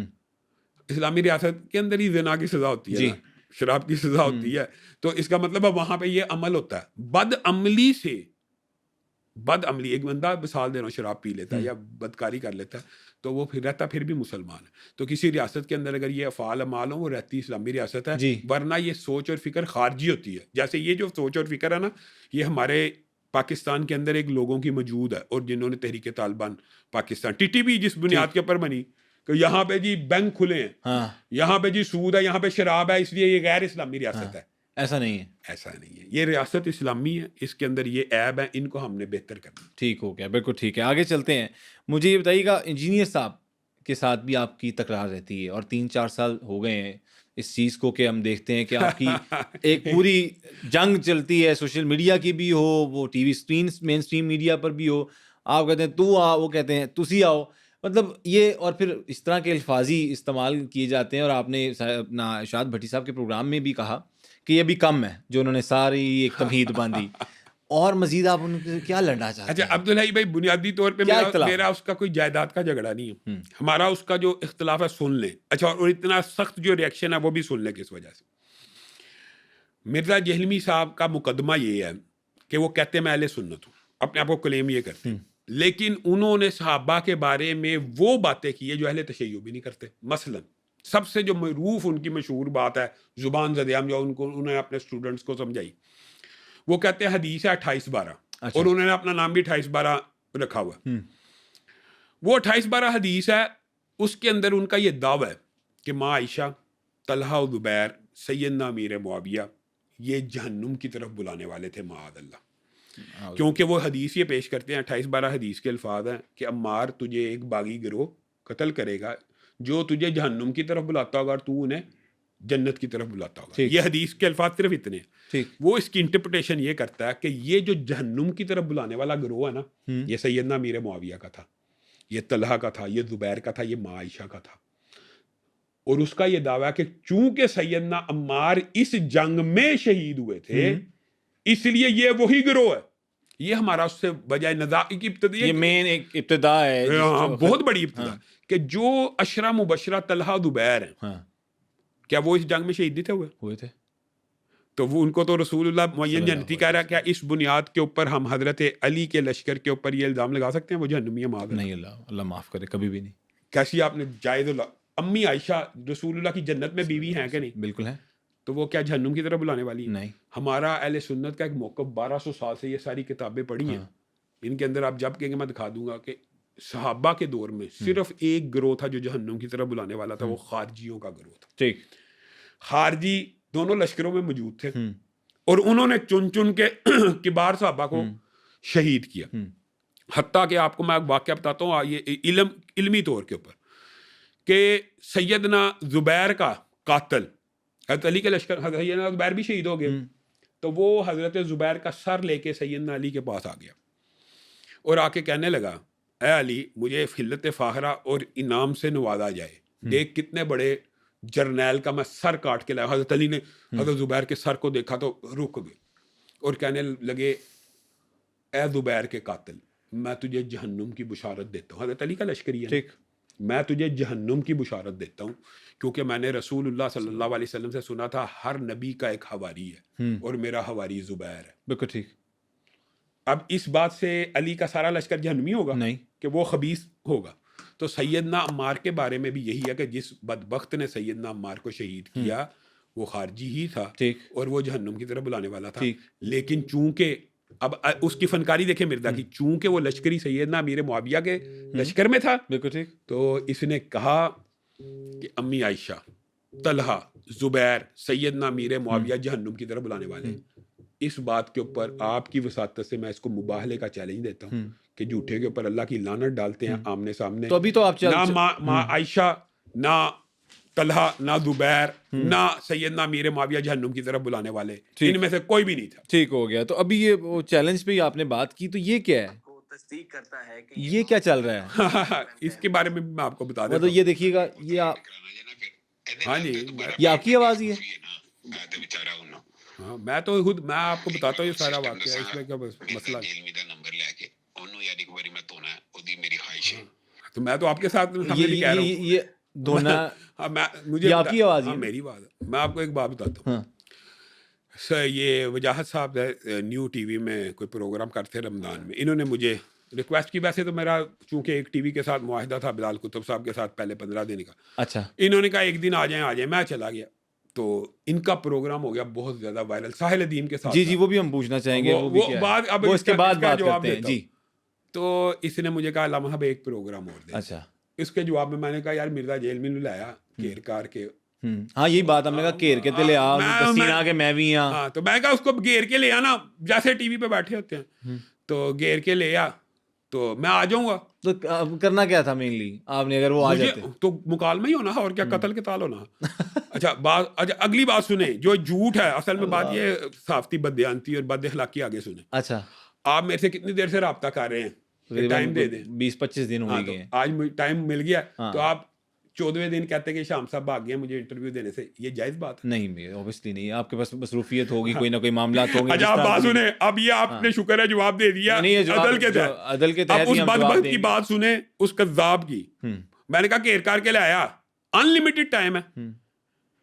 میں نے اس کو کہا 10-15 دن گزر گئے، اس سے نہیں گرا، ٹھیک ہے۔ اور اس کے بعد اس کی مجھے کال آئی کہ علامہ صاحب ہوننا میں انہوں پٹا ایسا پایا کہ میں انہوں منا لیا۔ لیکن اس دوران آپ کی آپس میں بات چیت ہوتی کوئی رہتی بھی نہیں، 10-15 دن گزر گئے اس بات، پھر اس کے بعد آپ کی بات ہوئی اور اس نے کہا کہ میں گھیرنے کی کوشش کر رہا ہوں۔ بات سنیں نا، ٹھیک، اس نے کہا کہ میں ہو سکتا ہے 3-4 دن میں گھیر لاؤں۔ اچھا، میں کہا یار ہن میرا اعتکاف دا اور 1000 بندہ صبح سحری افطاری، اب موقع نہیں ہے، وقت نہیں ہے۔ لیکن اگلی بات بھی سنیں، لیکن اگر تو گھیرنے میں کامیاب ہو گیا تو میں آ جاؤں گا۔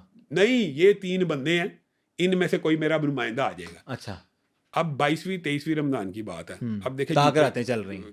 اب جھوٹے پہ اللہ کی لعنت سنیں کہ عصر کا ٹائم ہے، میں وہی سوال جواب کی نشست جو سینکڑوں بندوں کے ساتھ چل رہی ہے، مجھے ایک بندہ اس میں سے اٹھ کے کہتا ہے کہ آج تو آپ کا ٹائم تھا، اسی ٹائم ہوتا ہے 4 بجے اور اسی ٹائم ہماری اثر ہوتی تھی۔ آپ کا کوآرڈینیٹر آپ کو کہتا ہے کہ آج آپ کا کوآرڈینیٹر نہیں، ایک نمازی تھا، اچھا، آج آپ کا ٹائم تھا نیو ٹی وی پہ۔ میں کہا میرا تو آج ٹائم ہی نہیں تھا، اور واللہ العظیم مجھے پتہ بھی نہیں کہ آج ٹائم ہے، یعنی کم از کم مجھے یہ بھی نہیں بتایا ہوا کہ آپ کا ٹائم ہو گیا ہے، وہ گر گیا نہیں گرا آیا، مجھے یہ بھی نہیں پتا۔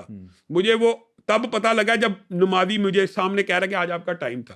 تو اس بات کے اوپر بھی اللہ کی لعنت ہو جھوٹوں کی، اگر مجھے پتہ بھی ہو کہ میرا ٹائم ہے، مجھے پتہ بھی ہو وہ انجینئر کہ صاحب مجھے۔ نے اچھا دوسری بات یہ کہا ہے کہ میں وعدے کے عین مطابق پہنچ گیا ہوں، تو جھوٹے پہ اللہ کی لعنت ہوتی ہے نا۔ لیکن شام صاحب نہیں پہنچے۔ میں یہی کہہ رہا ہوں، اب مجھے پتہ بھی ہو، میں تو کہہ رہا ہوں مجھے پتہ بھی ہو کہ آج اس نے آنا ہے، تو مجھے تو یہ بھی نہیں پتا۔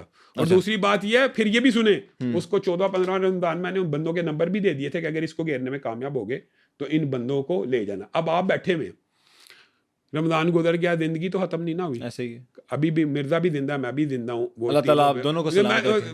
وہ بھی اور وہ بھی نمائندے بھی زندہ ہیں. ہاں ہم تو دعا گو ہیں کہ بات سنیں اصل بات یہ ہے کہ یہ ایک بندہ جس کا ایک کیریئر ریکارڈ ہو کہ وہ مفرور ہے اور وہ چھپا ہوا ہے. چیلنج کیا طارق مسعود بیچارہ کراچی سے چل کے آ گیا, کنڈی نہیں کھولی. چیلنج کیا حنیف قریشی بیچارہ پنڈی سے چل کے آ گیا, کنڈی نہیں کھولی. کہ اتوار کا دن دیتے ہوں میں, اب سب کو پتہ ہے. بات سنیں بات ہو یار, یہ تو بہانے بازی ہے, تو اس کے بعد زندگی ختم ہو جاتی ہے, اس کے بعد اگلی اتوار نہیں ہو سکتی. ابو یحییٰ گیا کنڈی نہیں کھولی. جو بندہ ہر جگہ سے بگوڑا ہو اور وہ یہ دعویٰ کرے کہ اب میں سامنا کرنے کے لیے تیار ہوں, پہلے وہ ساری زندگی مقدمہ کرتا ہے میں نے مناظرہ نہیں کرنا, یہ نہیں کرنا, پھر اس نے یہ دعویٰ کیا اب حالیہ کہ ٹھیک ہے وہ مجھے لکھ کے دے دیں کہ جی یہ میرے نمائندے ہیں, ہاں جی تو ان کی شکست ہے, مکتبہ فکر اہل حدیث کی شکست ہے. آپ بیٹھے ہوئے ہیں نا, میں آپ کو لکھ کے دیتا ہوں حالی پیپر پہ, اچھا جی, نمائندے کے سامنے بیٹھ جائے, میں دستخط کر دیتا ہوں. چلیں جی ہم نا ان سے لکھوا لیتے ہیں شاہ صاحب سے, یہ پین بھی دئیے گا. میں یہی کہہ رہا ہوں, میں آپ کو حالی پیپر کے اوپر دستخط کرتا ہوں, جس شرط کے اوپر وہ ہمارے نمائندوں کے سامنے بیٹھنا چاہتا ہے بیٹھ جائے. پین دے دیں جی. یہ بڑی بات ہو گئی ہے اس پوڈ کاسٹ میں کہ مرزا انجینئر صاحب کو ایک اور شام صاحب کا چیلنج آفر. یار وہ بگوڑا ایسا ہے, وہ ہر جگہ سے بھاگا, ابھی بھی بھاگے گا, اور لیکن آپ نے اب بھاگنے نہیں دینا. آپ کے پاس ہے نا نمبر, ہم کوشش کریں گے ہم ان کے ساتھ آپ کو ایک نشست کروائیں. میں یہ تینوں کو اپنا نمائندہ جس کے ساتھ اس کا دل کرتا مقرر کر کے لکھ کے دیتا ہوں کہ ان کی شکست میری شکست ہے, یعنی اہل حدیث مکتبہ فکر کی شکست ہے. ہاں ان کے سامنے بیٹھ جائے, اور آپ کو انعام بھی دیں گے ہم بٹھانے. بالکل ٹھیک ہے. وہ انعام کیا ہوگا مجھے ذرا 10 لاکھ روپیہ انعام ہے آپ کو. اللہ اکبر. کہ آپ اس کو ہمارے سامنے بٹھائیں. میں گاڑی بدلنا چاہ رہا ہوں.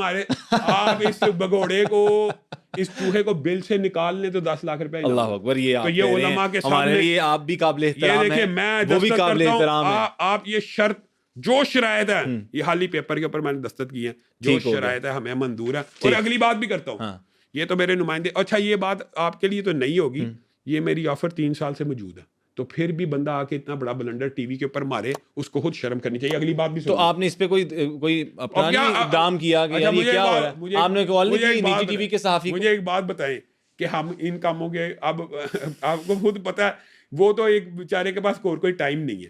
میں لیکن ایک اور بات کرتا ہوں آپ کی وساطت سے. جی یہ ہمارے نمائندے موجود ہیں, میں لکھتا ہوں جو وہ کہتا ہے, جو اس نے ریحان طارق کو کہا لکھ دیں تاکہ میں ایک ہی دفعہ میں ٹھا پھا کر دوں, کر دیں.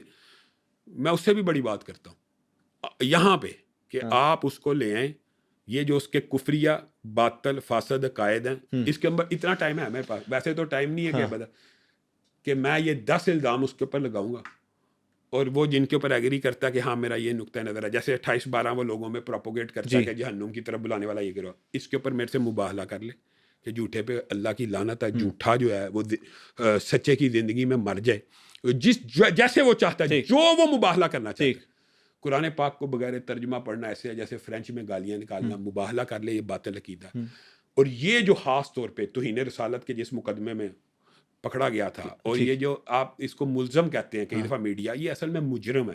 کیوں؟ اسلامی نظریاتی کونسل ایک نمائندہ پلیٹ فارم ہے, اچھا, جس نے متفقہ طور کے اوپر اس کو مجرم قرار دیا. اس نے کیا لفظ کہتے ہیں سنیں, اللہ بندہ کیا کہ ہمارے تو دل کانپ جاتے ہیں جو الفاظ یہ بدبخت اپنے منہ سے صحابہ کے بارے میں, قرآن کے بارے میں, اللہ کے اوپر جھوٹ باندھتے ہوئے کہتا ہے کہ قرآن پاک میں ایک صورت ہے اور اس کی ایک آیت ہے جس کی ٹرانسلیشن یہ ہے کہ جو رسول اللہ صلی اللہ علیہ وسلم کو جو لڑکی رسول اللہ صلی اللہ علیہ وسلم کو دجال کہتی ہو یا مانتی ہو, اس کے ساتھ نکاح جائز ہے. یہ قرآن کی کون سی آیت ہے؟ اس سے پوچھا گیا تو اس نے اس کا جواب دیا, یہ جی وہ آیت ہے جس کے اندر عیسائی لڑکی کے ساتھ اور یہودی اہل کتاب لڑکی کے ساتھ نکاح کی اجازت موجود ہے.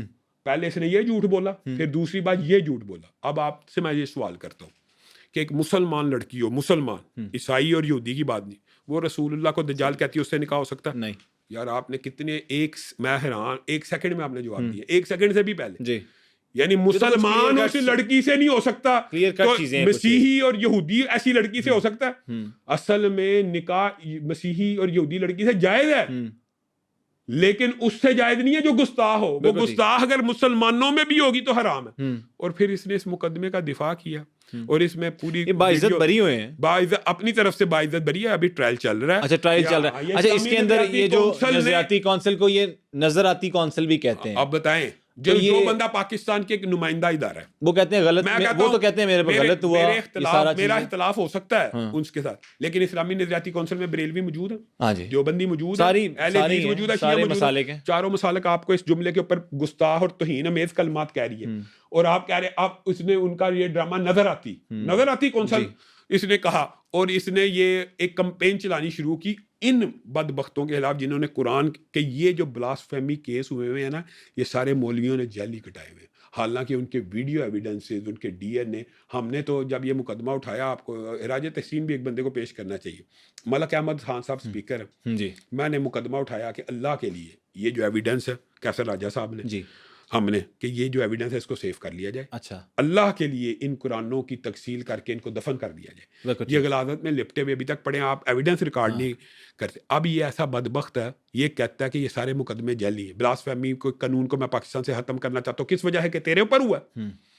سب سے زیادہ مقدمے جعلی توہین کے اہل حدیثوں کے اوپر ہوئے ہیں. آج تک میں نے کہا کہ یہ قانون ختم کیا جائے, قانون کا غلط استعمال ہو سکتا ہے, لیکن اس کا یہ مطلب نہیں ہے اس قانون کو ختم کر دیا جائے. بالکل ٹھیک, قانون غلط استعمال ہوتا ہے, سب سے زیادہ اہل حدیثوں کے اوپر ہوتا ہے. ابھی فیصل آباد کے اندر ہماری ایک اہل حدیث عورت ہے, عالم ہے, اس نے نورانی قاعدے کے بوسیدہ اور نورانی قاعدہ نہیں ہوتا, جی جی, حامیم عین سین کاف لکھا ہوا ہے, اس کو جلایا تو اس کے اوپر توہین قرآن کا مقدمہ. جعلی ہوتے ہیں مانتے. تو آر پی او فیصل آباد سے بھی گزارش ہے کہ اس مقدمے کو بھی خارج کیا جائے, لیکن میں یہ کہتا ہوں کہ اس نے اپنے ذاتی مقدمے کی خاطر پورے گستاخوں کو بری کرنا چاہتا ہے, اور جو آپ کے سامنے ہمارے سامنے یہی مقدمہ پیش کرتا ہے نا کہ میرے پر جعلی لگی ہے. یہ تو اسلامی نظریاتی کونسل کا متفقہ فیصلہ ہے کہ یہ تو جھوٹ بول رہا ہے. اور اچھا پھر مسیحی, اگر آپ کہتے ہیں, ابھی آپ کو سنا دیتا ہوں, مسیحی جو پادری ہیں, ہاں جی, انہوں نے کہا کہ ہم لوگ یہ نہیں کہتے, یہ میں نے ساری چیزیں دیکھی, تو پھر ہمارا یہ عقیدہ ہی نہیں ہے. تو ڈائریکٹ یہ بات میڈیا پہ بھی آئی کہ ہمارے عقائد ہے ہی نہیں, اور ہم نے کبھی یہ نہیں کہا. یہ چیز اچھا, یہ اپنی ضد پہ ایسا قائم ہے, اس نے کہا کہ یہودی کہتے ہیں کہ رسول اللہ صلی اللہ علیہ وسلم کل کے چھوکرے, بتائیں کس یہودی نے کب کہا ہے. ان باتوں کے اوپر میں براہ راست مباحلے کے لیے حاضر ہوں, اور اگر یہ مکالمہ کرنا چاہتا ہے تو اس کو مکالمے اور مناظرے کے آداب کا عبدالحی بھائی پتہ ہونا چاہیے. مناظرہ مکالمہ ایسے ہوتا ہے. ویسے عبدالحی بھائی آپ کو جو آفر دیا وہ قائم ہے, وہ قائم کس طرح یہ بھی سنیں, جی جی, آن لائن بھی قائم ہے. اچھا, یہ نہیں کہ لیکن اصولی طور پہ اصول مناظرہ ہوتا ہے آمنے سامنے. جی جی, کیونکہ وہ میڈیا کا obviously کوئی چیز خراب ہو جائے, یہ چلا گیا, لیکن اس کو اپنے آپ بھاگنے نہیں دینا. میں کوشش کرتا ہوں جی, ہماری ریکویسٹ ہوگی کہ یہ سارے معاملات کو ختم کیا جائے. ہم اس پوڈ کاسٹ کے توسط سے یہ کہتے ہیں کہ یہ سارے جو مسئلے ہیں نا, یہ مجھے نہیں لگتا ایز مذہبی پیشوا, مطلب یہ ہم یوتھ اس سے کیا سیکھتی ہے, ہر بندے کی اپنی اپنی کمیونٹی تو ضرور بن سکتی ہے. یوتھ اس سے کیا سیکھ رہی ہے, صحابہ کو گالیاں دینا؟ نہیں, اللہ معاف کرے, وہی کہہ رہا ہوں کہ یوتھ ہماری پوری اوور آل میں بات کر رہا ہوں, تمام مذہبی پیشوا. آپ جائیں, آپ اس سے ایک سوال کریں, آپ کے پاس کیا ڈگری ہے, وہ کہے گا میرے پاس کوئی ڈگری, وہ میں نے کر لی ہے. اچھا, مجھے نہیں لم, لیکن میں آپ کو بتاتا ہوں, میں نے کیا ہے, انہوں نے کہا میں نے سارا, وہ ہمارے جو پاپا جانی ہیں وہ بھی 8ویں فیل ہی ہیں, انہوں نے تو اس بات پہ جواب بھی دیا. اور وہ سارے وہ انی ولو آیا کی آیت پیش کرے گا کہ جناب میرے پاس یہ سند ہے. حالانکہ جو حدیث کی انٹرپریٹیشن ہے وہ یہ ہے کہ یہ جو قرآن کی آیات ہیں ان کو آگے حفظ کر کے پہنچانا, جی, اور رسول اللہ کی حدیث کو آگے پہنچانا, اس کا مطلب یہ نہیں کہ اپنے افکار و اعمال بھی, وہ اجازت علماء دین کو ہی ہوتی ہے. اور مجھے تو یہ دکھ ہوتا ہے یار, یہ آپس کی بات ہے کہ ہم ڈاکٹر سے لیتے ہیں دوائی, ہم نقشہ آرکیٹیکٹ سے بنواتے ہیں, صرف دین ہی اتنا کمزور ہے کہ جو میں وہی کہہ رہا ہوں کہ مینلی ہمیں اوور آل ہی جس طرف ہم لگ گئے ہیں, ہر بندے نے اپنی اپنی کمیونٹی اور ایک پبلک بنا لی ہے. بہرحال ایک ایسی قوم بنائی ہے جو آپ کو پتہ ہی ہے, وہ آپ کے بارے میں اب یہ کہتے ہیں, اور یہ ایک دوسرے کے بارے میں کہتے ہیں, ہم یہی کہہ رہے ہیں, میرے بارے میں کہہ دیں, لیکن آپ انالیسس کریں کہ اہل حدیث اسکول آف تھاٹ کے جو نوجوان ہیں وہ کیا کسی کے بارے میں ایسی میمز یا ٹرولنگ یا کوئی ایسی گھٹیا اور گری ہوئی حرکتیں کرتے ہیں, آپ خود انالیسس کریں. ٹھیک, چلیں, یہ بڑی اچھی طریقے سے ایکسپلین کیا, اور ہم جو ہے نا کوشش کریں گے کہ ان سے رابطہ کریں, اور یہ مناظرے کی جو آپ کی آفر ہے یہ, کیونکہ اوبیسلی ہم کوشش یہی کرتے ہیں کہ ایک دوسرے کے ساتھ جوڑ کے بٹھایا جائے, بلکہ ہمارا یہ کام نہیں ہے ایز میڈیا پرسن کہ ہم آپس میں لڑوائیں, ہم کوشش کریں گے کہ آپ کی صلح بھی ہو. یار یہ لوگ اتنے جھوٹے ہیں, اب میں اپنی کیا مزید کہوں, میں نے تو آج تک, آپ کو پتہ 20 سال میں میڈیا کے اوپر آج تک کسی اینکر کو یہ بھی نہیں کہا کہ کون آ رہا ہے کون نہیں, وہ جو بھی آتا ہم ان کے ساتھ بیٹھ کے مکالمہ کرتے ہیں. یہ بیچارے کے بیچارے کے ہاتھ بندر کے ہاتھ ماچس پہلی دفعہ ٹی وی پہ آیا, تو اس نے اپنے آپ کو ہائپ کریٹ کرنے کی وجہ سے یہ سارا, مجھے تو کوئی اعتراض بھی نہیں ہوتا, مجھے جب کوئی اینکر بناتا ہے, آپ مثال دے رہے ہیں, مجھے بلائیں, مجھے آپ بتائیں بھی نہ کہ کون آ رہا ہے, مجھے کوئی اعتراض ہے؟ اوبویسلی نہیں, کوئی ہونا بھی نہیں چاہیے. تو کوئی مسئلہ. اچھا, نیو ٹی وی پہ ہی آپ کا ایک مسئلہ ہوتا ہے, ایک لڑائی ہوتی ہے ساحل ادیم کے ساتھ, اور پھر تھوڑے عرصے بعد آپ ساحل ادیم کے ساتھ بڑی طریقے سے بیٹھتے ہیں, پورے ایک دوسرے کے ساتھ گپ لگتی ہے, آپ اور وہ نکل کے پھر بکواس شروع کر دیتا ہے. یہ اگلی ایپیسوڈ یہ میں نہیں کہوں گا, یہ میں نہیں کہوں گا. اچھا یہ کیا چکر ہے, یہ سن لیں. یہ آپ کو وائرل ہونے کا شوق تو نہیں پڑ گیا؟ وائرل تو میرے خیال میں مجھے تو کوئی ضرورت نہیں ہے وائرل ہونے کی, جتنا انہوں نے مجھے وائرل کرنا ہے اللہ کے فضل سے مجھے تو یعنی تحدیث نعمت ہی سمجھ لیں, مجھے تو وائرل ہونے کی قطعاً ضرورت نہیں. میں تو چھپاتا میں تو چاہتا ہوں, میں میڈیا کو اکثر اوائڈ کرتا ہوں, تو جب ٹائم ہو پھر دے بھی دیتا ہوں. تو بنیادی طور پہ ساحل ادیب صاحب کا یہ آپ اندازہ لگے بلنڈر آپ نے سوال کر لیا, تو میں کہہ رہا ہوں وہ ابھی تک ان کو گدے کا پتہ نہیں لگ سکا کہ گدا حلال ہے. اچھا بات سنیں, میں آپ کو یہ بڑی ایک آپ نے اس کے آپ نے ان کا ہاتھ پکڑ لیا, تو میں تو یہ ویٹ کر رہا تھا دیکھ کے, میں نے کہا یہ نہ ہو کہیں یہاں پہ لڑائی پڑ جائے, کیونکہ میں عبدالعزیز بھائی میں آپ کو مجھے بھی ڈر لگتا ہے, گارڈز آپ کے بڑے ٹرین ہیں مجھے پتا ہے. ایک علمی بات آپ کو میں کہنا چاہتا ہوں, بڑی دلچسپ ہے یہ, مجھے بعد میں سمجھ آئی کیسے. جب آپ نے بات کی نا, چلے پہلے اس کا جواب دے دیتا ہوں کہ وہاں پہ گفتگو ہوئی تو ارشاد بھٹی صاحب نے بلایا, تو وہاں پہ ساحل ادیم صاحب مجھے کہنے لگے کہ آپ نے میرے بارے میں یہ لفاظ کہے تھے. میں نے اس کو اس کا فیس بک اکاؤنٹ دکھایا, میں کہا یہ ابتدا آپ کی طرف سے, میرا عادت نہیں ابتدا کی, ابتدا آپ نے کی, پروگرام میں بھی آپ نے ابتدا کی تو میں نے جواب دیا, یہاں پہ بھی آپ نے ابتدا کی تو میں نے جواب دیا. تو وہ کہنے لگا یہ میرا اکاؤنٹ ہی نہیں. اچھا, واللہ عالم سچ بولا جھوٹ بولا. تو میں نے کہا یار اگر آپ کا اکاؤنٹ نہیں ہے تو میں اس موقف سے رجوع کرتا ہوں. تو اس وقت وہ بڑے تہذیب اور تمیز کے ساتھ انہوں نے پورا پروگرام میرے ساتھ گزارا.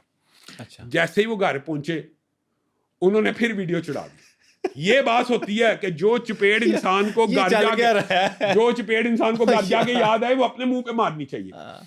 انہوں نے پوڈ کاسٹ کے اندر وہ نقطہ نہیں اٹھا سکے, گھر جا کے کہنے شروع ہو گیا وابیو او اہل حدیثو اے دسو کہ جہاں پہ اڈے ہوں کسی مسلم ممالک میں کسی غیر ملکیوں کے تو وہ کافر ملک بن جاتا ہے. میں نے اس کو کہا, میں نے پھر تقریر میں اس کو جواب میں کہا میری بات سن, یہ جو تیرا اصول اگر مان لیا جائے تو ایران نے رشیا کو اڈے نہیں تھے دیے شام کے خلاف. پھر دوسری بات اس نے جو کیا بڑی دلچسپ ہے, ابھی آپ حیران رہ جائیں گے, ابھی بھی اس کے ذہن میں ایک کنفیوژن. وہ کہتا ہے علامہ صاحب کو بیولوجی کا کوئی ایوارڈ ملنا چاہیے کہ علامہ صاحب نے گھریلو اور جنگلی گدے میں جو فرق بتایا. اب آپ نے بات سمجھ نہیں ہے, یہ علمیہ تھوڑی سی آپ کو سمجھ آئی. اس بے وقوف کو آج تک یہ سمجھ آئی ہے کہ گھریلو گدھا وہ گدھا ہوتا ہے جس کو جنگل سے پکڑ کے گھر لے آؤ تو گھریلو بن جائے. اچھا, اس کو آج تک یہ سمجھ آئی. جیسے اس نے یہ قیاس کیا کہاں سے, بھینسے سے, کہ بھینسا گھر آ جائے تو گھریلو بھینس بن جائے, جنگلی گھوڑا گھر, کوئی بھی چیز گھر پہ آ جائے تو وہ گھریلو ہو جاتا ہے. حالانکہ 1200 سال سے اس کو ضرورت ہے, ایوارڈ اس کو ملنا چاہیے تحقیق کا کہ یہ ساری کتب پڑھی ہیں. حمار الوحشی جو ہوتا ہے نا وہ زیبرے کو کہتے ہیں. گھریلو گدھا اور جنگلی گدھے کا یہ فرق نہیں ہے, جنگل والا اور گھر والا. جنگلی گدھا کہتے ہی زیبرے کو ہے, جیسے بکر الوحشی ہوتا ہے نا وہ کہتے ہیں جنگلی گائے نہیں ہے, وہ نیل گائے ہے. جو جنگلی گائے ہے نا یہ نہیں کہ یہ گائے جنگل میں چلی گئی تو جنگلی گائے, وہ نیل گائے کو جنگلی گائے کہا جاتا ہے. سمجھ گئے نا, ولڈر بیسٹ کو جنگلی گائے کہا جاتا ہے. تو اسی طرح عربی لینگویج میں اس کو جنگلی گدھا زیبرے کو کہا جاتا ہے. ابھی بھی آج کے دن تک بھی اس کو یہ فرق سمجھ نہیں آ رہا, اور کہہ رہا ہے یہ علامہ صاحب نے نئی تحقیق پیش کی ہے, ان کو بیولوجی کا ایوارڈ دینا چاہیے. اچھا, زیبرا جو ہوتا ہے وہ جنگلی گدھا. جب آپ باہر نکلے, کتاب کھولنے, جب یہ ساری لڑائی ہوگی, جب آپ باہر نکلے, آپ کا موڈ کیا تھا اس ٹائم پہ؟ کوئی یہ تو نہیں آپ غصے میں تو نہیں تھے؟ میں تو یقین ماننے رتی برابر غصے میں نہیں تھا, ایزی ہو گئے تھے, لیکن اس ٹائم آپ نے ان کا ہاتھ جب پکڑا تو یہ ویسے نا میرا عادت ہے کچھ بے تکلفانہ انداز کی. یہ وہ تو نہیں تھا کہ وہ ہاتھ پکڑ کے ایسی والی بات نہیں, یہ تو بالکل نہیں, یہ تو ایک نیچرل جو ریاکشن ہے کہ یار میری بات بھی سن لے. اچھا میری گل سن لے, ورنہ میں تن دستا آیا تے نہیں سی, ہم سب دس دیو سانوں علامہ صاحب ہے گل نہ کرو. نہیں یہ نہیں تھی. اس نے جو اصل بات یہ ہے کہ وہ جو پورٹرے کرنے کی کوشش کرتا وہ ہوا نہیں. میں تو ابھی میں اس کو کیا کہوں کہ وہ وہاں پہ پوڈ کاسٹ کے اندر بھی 2-3 جگہ میں نے ان کو ٹوکا اور اصلاح کی. اس نے ایک ویڈیو بنائی عبدالحی بھائی, اور ادھر بھی پوڈ کاسٹ کے اندر کہنا شروع ہو گیا اللہ ہمارا ملازم نہیں ہے کہ اللہ ہمیں یہ دے دو تو وہ دے دے. میں نے کہا اپنی اصلاح کرے. یعنی یہ جو انداز ہے یہ کہاں پہ ہے؟ اللہ تعالیٰ کہتا ہے ادعونی اجیب دعوت الداعی اذا دعان, مجھ سے مانگو میں دوں گا. وہ کہتا ہے یہ نہیں ہے. بس اس طرح کے ان کے افکار و نظریات ہیں, وہ چونکہ یہاں موجود نہیں ہے. ٹھیک ہے, میں نے ان سے یہ پوچھا کہ آپ کو اگر ڈونلڈ ٹرمپ دعوت پہ لائے گا تو آپ جائیں گے؟ انہوں نے اسٹیٹ اوے کہا میں کبھی نہیں جاؤں گا. ان کو ویسے بلائے گا بھی نہیں جتنی ان کی کنٹریبیوشن ہے معاشرے کے لیے. اچھا, وہ انہوں نے کہا, انہوں نے اپنا موقف دیا کہ جو ہمارے بچوں پہ مظالم اور یہ سارے فلسطین غزہ پہ جس نے سارے سپورٹ میں رہا ہے اچھا مجھے تو میں اس کے ناشتے اگر یہ دیکھیں یہ ان کا علمی لیول ہے، یہودیوں کے ساتھ رسول اللہ نے جنگیں لڑی ہیں، بالکل لڑی ہیں، خیبر ہوا، بالکل قتل قتال ہوا. چلے میں اس سے بھی بڑی مثال دیتا ہوں، پہلے یہ بتاتا ہوں، رسول اللہ نے آخر میں یہودی عورت کی دعوت قبول کی ہے، اسی گوشت کو کھایا زہر والے. یہ جہلا کا طبقہ ہے، ان کو یہی نہیں پتا. اور اگلی بات، فرعون نے بچوں کو ذبح کیا تھا، سینکڑوں ہزاروں لاکھوں. تو اللہ تعالیٰ نے کیا کہا تھا موسیٰ اور ہارون کو، جاؤ فرعون کے پاس، فقولا لہو قولا لینا، ٹھیک، اس کے ساتھ جا کے گفتگو کرو، اور نرم انداز میں گفتگو کرنا، کس کے ساتھ؟ انا ربکم الاعلی کا دعویٰ کرنے والے. تو یہ ان کو یہی نہیں پتا کہ تبلیغ دین، ابلاغ دین کے لیے ویسے بھی یہ بات تو میں نے بھٹی صاحب کے پروگرام میں بھی بتا دی تھی، جیسے یہ علماء کی کانفرنس ہوتی ہے ایسے صحافیوں کی بھی ہوتی ہے، ایسے ڈاکٹروں کی بھی ہوتی ہے، ایسے فزسٹ کی بھی ہوتی ہے، اور ہر شعبے کا بندہ اپنی متعلقہ کانفرنس اٹینڈ کرتا ہے. جب تک آپ کے امریکہ کے ساتھ سفارتی تعلقات ہیں آپ مجھے نہیں روک سکتے. جب آپ کہیں کہ ٹھیک ہے وہاں سے ہم نے اس کے ساتھ تعلقات بائیکاٹ کیا ہوا ہے، تب ہمارا جانا جائز اچھا نہیں ہے. یہ والا جو ایک سین آخری میں اس پہ اس کو اینڈ کرتے ہیں، اس کو لمبا کھینچنے کی کیا ضرورت ہے. جب آپ نے اس نے ساحل ادیم صاحب نے یہ کہا نا کہ وہ آپ تھے، تو ان کو ویسے پہلے پتہ نہیں تھا کہ وہ بھی، یہ آپ ان سے پوچھ لیں، اتنا بڑا جھوٹ اور بلنڈر انہوں نے ایکٹنگ کرنے کی کوشش کی، میرے ساتھ تیاری کر کے آئے ہوئے تھے، اور ان کا یہ پری پلان تھا. یہ بھی بتاؤ، پروگرام بڑا بہترین جا رہا تھا اور جا رہا، اچانک اس نے یہ پری پلانڈ اس کا موٹو تھا، لیکن مجھے کیا اعتراض ہے، میں ہی تھا میں ہی تھا، لیکن اس نے جو ایکٹنگ کیا اس کو ایکسٹرا نمبر ملنے چاہیے. وہ یہ شو کر رہا، اس کو بھی پتا لگا ہے، اچھا جبکہ وہ پوری ریسرچ کر کے وہ تو ہاں ٹویٹ بھی بتایا، پکچر بھی. آپ بتائیں، اب ایک بات بتائیں یار، اتنا بڑا بلنڈر ہو سکتا ہے کہ وہ یہ شو کر رہا کہ مجھے ابھی بیٹھے بیٹھے پتا لگا، اور ساتھ ہی ٹویٹ کا والا دے رہا ہے. وہی میں کہنا چاہ رہا ہوں کہ ہمیں کوشش یہ کرنی چاہیے کہ ہمیں جو یوتھ کے لیے جو ہمارے اسلام نے ہمیں جس طرح سے احکامات دیے ہیں کہ کس طرح سے ہماری جو نئی نسل ہے اس کو دین کا بتانا چاہیے، ہمیں وہ کام کرنے چاہیے. علامہ صاحب ہم تھوڑا سا پرسنل لائف کی طرف بھی آتے ہیں ماشاء اللہ، اور اس سے پہلے لیکن میرا ایک سوال ہے، آپ کے والد صاحب کے اوپر جو ایک اٹیک کیا گیا اور پھر ان کو شہید کیا گیا جلسے کے دوران، کیا مسئلہ تھا، کیا پرابلم تھی، وہ تھوڑا سا لوگوں کو بتائیے گا. بنیادی طور کے اوپر ابو جان کی کتابیں تھیں فرق باطلہ کے اوپر، جیسے قادیانیت کے اوپر، اسماعیلیت، شیعہ و سنہ، شیعہ و اہل بیت، اور یہ وہ ان کو تھریٹ وہاں سے بھی موجود تھے. دوسری بات ہے وہ ضیاء اللہ کی بھی ویسے اپوزیشن کرتے تھے، اچھا، لیکن صحیح بات یہی ہے کہ وہی ایرانی پراکسیز نے اس کے اندر ان کو شہید کیا. اور ہمیں تو پولیس اور اداروں نے یہی پیغام دیا کہ یہ فلاں فلاں بندہ ہے، انجینئرنگ یونیورسٹی سے یہاں سے بم آیا، یہ وہ، انہوں نے یہ ہیڈ منی کلیم کرنے کے لیے ایران چلے گئے، جو ہم تک خبر پہنچی. جی، تو یہ بنیادی طور پہ وہاں سے ہی کام ہوا تھا. ظاہر ہے وہ پاکستان کا پہلا فرقہ وارانہ آپ سمجھ لیں کہ دھماکہ تھا، بم بلاسٹ کی ابتدا پاکستان میں وہاں سے ہوئی تھی، تو پری پلانڈ اور پلانٹڈ بم تھا. وہ کون نکلا، مطلب مجرم کون نکلا؟ تو وہ مجرم بقول اداروں ایجنسیوں کے تو وہ ایرانی ہی تھے، ایرانی تھے. اور یہ پھر اس بندے کا کیا ابھی تک تصور نہیں، وہ ایران چلا گیا تھا، وہ ایران بھگا دیا گیا تھا اور وہ پاکستان سے فرار ہو گیا. اس کا نام تصور نقوی تھا. اچھا، یعنی جس کو اداروں نے، جس کو آپ کو جو انفارم کیا، اداروں نے کہا تھا کہ اس بندے نے انجینئرنگ یونیورسٹی کا طالب علم تھا، ان 4-5 طالب علموں نے یہ بم بنایا، یہاں انسٹال کیا ایران باغ. اور یہ پہلا حملہ تھا، یہ پاکستان کا پہلا ٹائم بم بلاسٹ تھا. اوکے. اور اس کے بعد تو پھر ایک سیریز، ظاہری بات ہے پھر تو آپ کو پتا پاکستان میں بہت زیادہ فرقہ واریت کا. ابھی آپ کی جماعت کیا آپ سمجھتے ہیں پاکستان میں محفوظ ہے؟ الحمدللہ. میں تو یہ پاکستان کے اندر اللہ کے فضل و کرم سے اہل حدیث ایسا مکتبہ فکر ہے کہ آج تک دیکھ لیں، علامہ احسان اللہ دیر شہید ہوئے، ہم نے پاکستان کے اندر کوئی ریٹیلیشن، کوئی توڑ پھوڑ، گراؤ جلاؤ کی سیاست نہیں کی. اپیل کرتے رہے کہ قاتلوں کو گرفتار کریں.